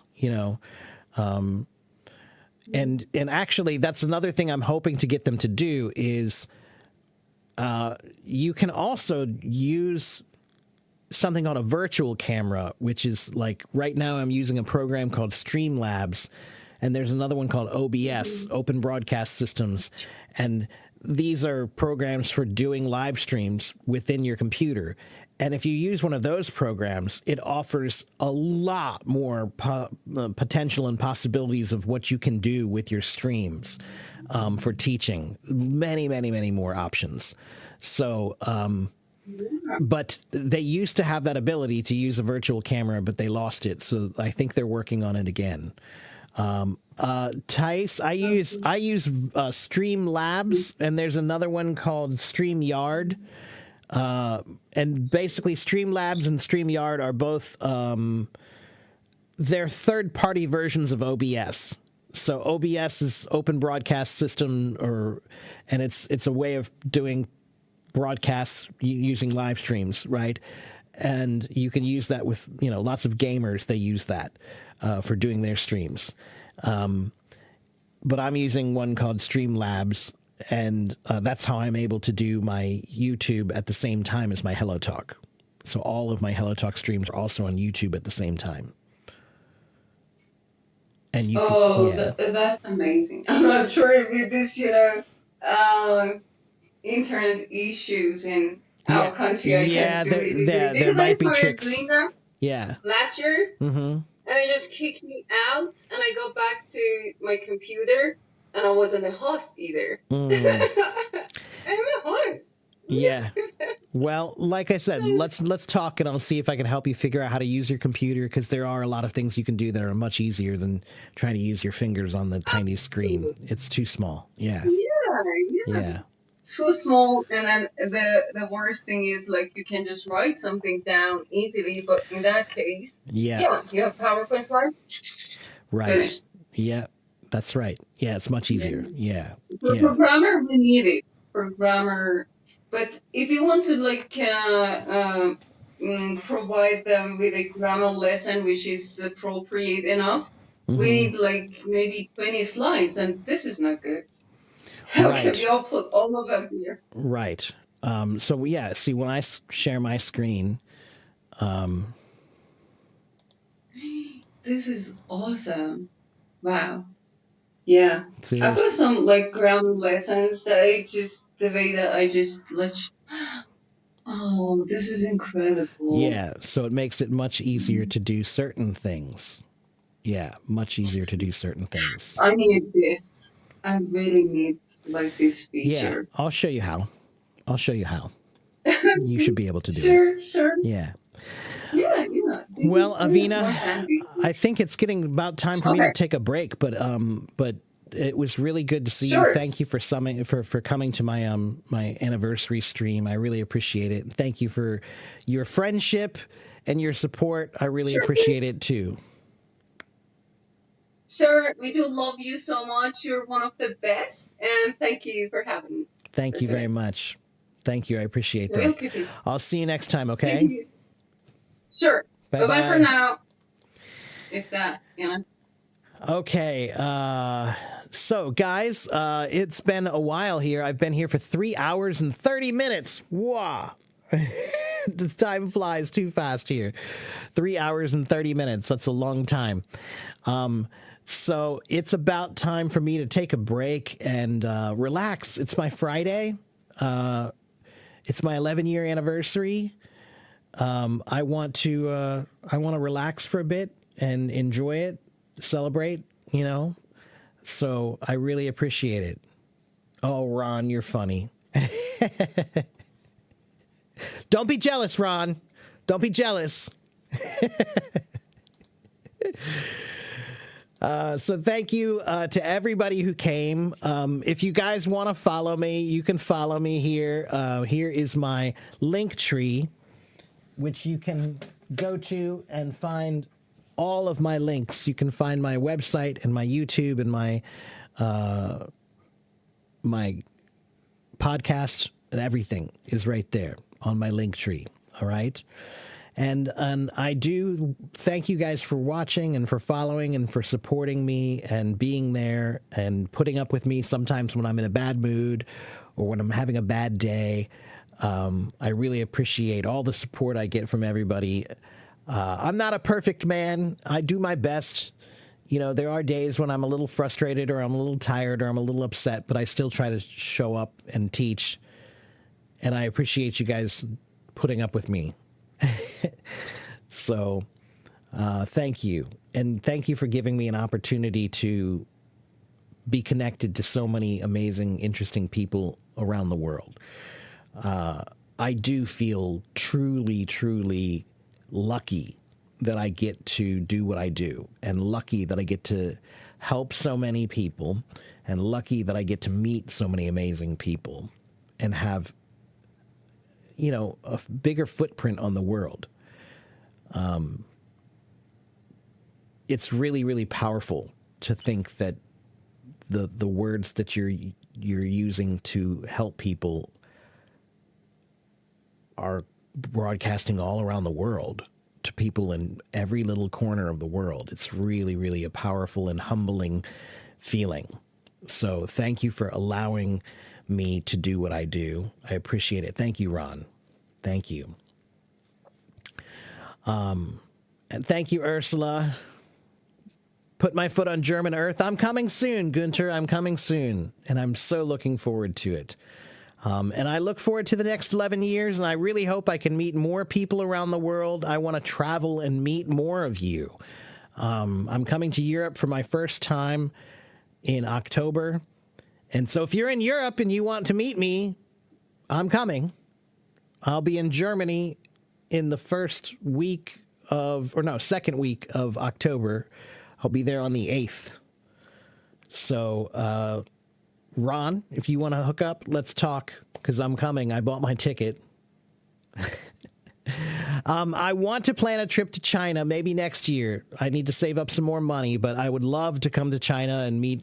I've got so many followers in China, so many places I could go to. So I would love to do that for sure. So, again, if you're in Europe, send me a message if you want me to come, you know, hang out for a little bit, or if you want to come hang out with me, then let me know. And on that note, guys, I'm going to end the way I usually end my streams. I'm going to say thank you for following. Thank you for watching. Thank you for participating. Thank you for all your support. I hope you guys have a good morning, have a good afternoon, have a good evening, wherever you live in the world. And don't forget to be a language warrior. You're not allowed to be shy if you want to learn a language. Okay? I'll see you guys next time. Take care, everybody. Thank you very much for celebrating my 11-year anniversary with me. It was my pleasure, and it was really fun to see everybody here and talk with everybody. Okay? I'm going to enjoy the rest of my Friday evening. So, bye-bye, everyone. Auf Wiedersehen.